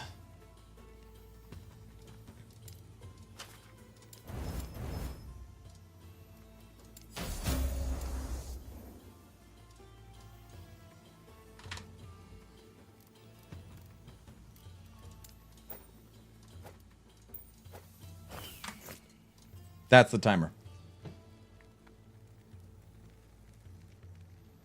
Frosty's gonna have a teenager in the house at the age of 50. Don't say stuff like that to him. That'll be discouraging. No, that's great. That means he's gonna have all the wisdom to teach his kid all the stuff they need to learn. Duh. Don't worry, Frosty. I got your back, you know. Frosty? Yeah, it'll be great. It'll be great. We fixed the timer to 1 hour. No. Dude, if it was 1 hour until the launch of Season 3, oh man, I would be in trouble. I would not be prepared to starting a subathon in 1 hour. I'd be in a lot of trouble. I'd be in a lot of trouble. All right. I think we're done for today. I know it's a little bit of a shorter stream. I was contemplating 4 or 5 hours, but tomorrow morning I am having breakfast with Mama Action RPG. On top of that, tomorrow I have a dentist appointment at 3 o'clock. So I gotta have tomorrow's video ready to post in the morning, which I'm gonna record right now, so that I could have breakfast with my mom, so that I could stream immediately, so that I could get in a few hours before my dentist appointment. That makes sense, right? Guys? Frosty's on YouTube as well. What are you doing over there? You're in both spots? I think it makes sense. Aaron, I have a 1-year recap video in the works. It's currently 1 hour long. I need to cut it down. We watched your video together. Your praise of Frosty. Of course, another banger, you know. It was another banger. This build feels great, by the way. Feels pretty damn good. If you have a little more self-awareness than me, and you definitely have better gear, like this, we're not using the prefixes. This is the wrong base. We're not playing Void Knight. Like, I mean, there's a lot of stuff. We don't have the right idols. You don't need Nihilists for this, but with the right gear, 500 corruption, bleed hammers, feels pretty damn good. Feels pretty damn good. All right, ready? Who can count how many there are? Go! 1, 2, there's 40. No, it's probably way more than 40. 42? 172? 1 for each day you will be subathoning. Okay, let's check how many are out right now. Oh, there's none.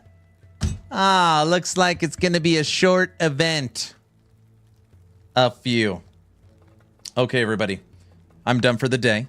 Thanks for hanging out. Tomorrow will be the last day of Last Epoch before we break for Monster Hunter Wilds. Tomorrow you'll get to see my character that I have played the least. Tomorrow you'll get to see my... Well, Lich is probably the character I've played the least. But recently on stream, my current lowest level character... Look at this. Look at this. Level 100. Level 100. 99, 98, 100, 98, 100, 96, 97, 96, 100, 100, 100, 97. And at the bottom of the list, oh, it's the baby Forge Guard. The baby Forge Guard at the bottom of the list, level 95. Level 95. We need a timer for Dragonkin too. March 6th. Hey, Brand, make sure you come by this stream March 4th. March 4th, the senior devs for Dragonkin are going to be on the podcast. That should be fun. We're finally going to get some answers on Dragonkin. Lich was the character you played the least. Yeah, but it's not the lowest level since I made those two builds.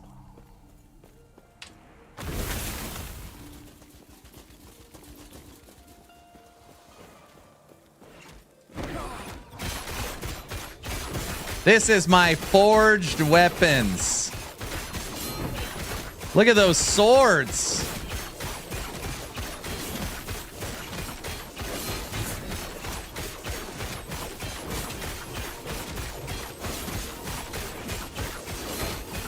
At least your summoning armor has good hustle, right? 12 forged weapons.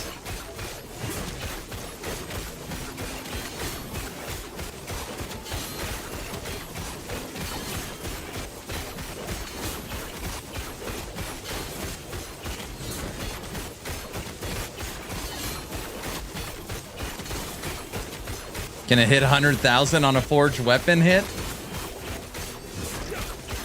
Yep, 130, 140. Hello, traveler. Do not dwell on. Come here. Look at our flying weapons. Huh? I miss this so much. Stop bragging. Sorry. Tomorrow we start Forge Master. Can't tell if that was 25,000 or 250,000. It's enough. All right. And we kind of like got a little golem here. No? All right. It's not a golem. He does run really fast. Look at him. Kind of reminds me of a linebacker. I always get a linebacker feel. Better not mess with me. You know. All right, I'm done for the day. If you guys need anything, hit me up on Discord. If you haven't joined my Discord yet, we're doing a giveaway for a free copy of Dragonkin the Banished. Just for being a member of the community, we do a game giveaway every 2 weeks. So make sure you hang out in the Discord. I'm done for the day. I'll see you guys tomorrow after breakfast with Mama Action RPG. Have a good one. See ya. Bye.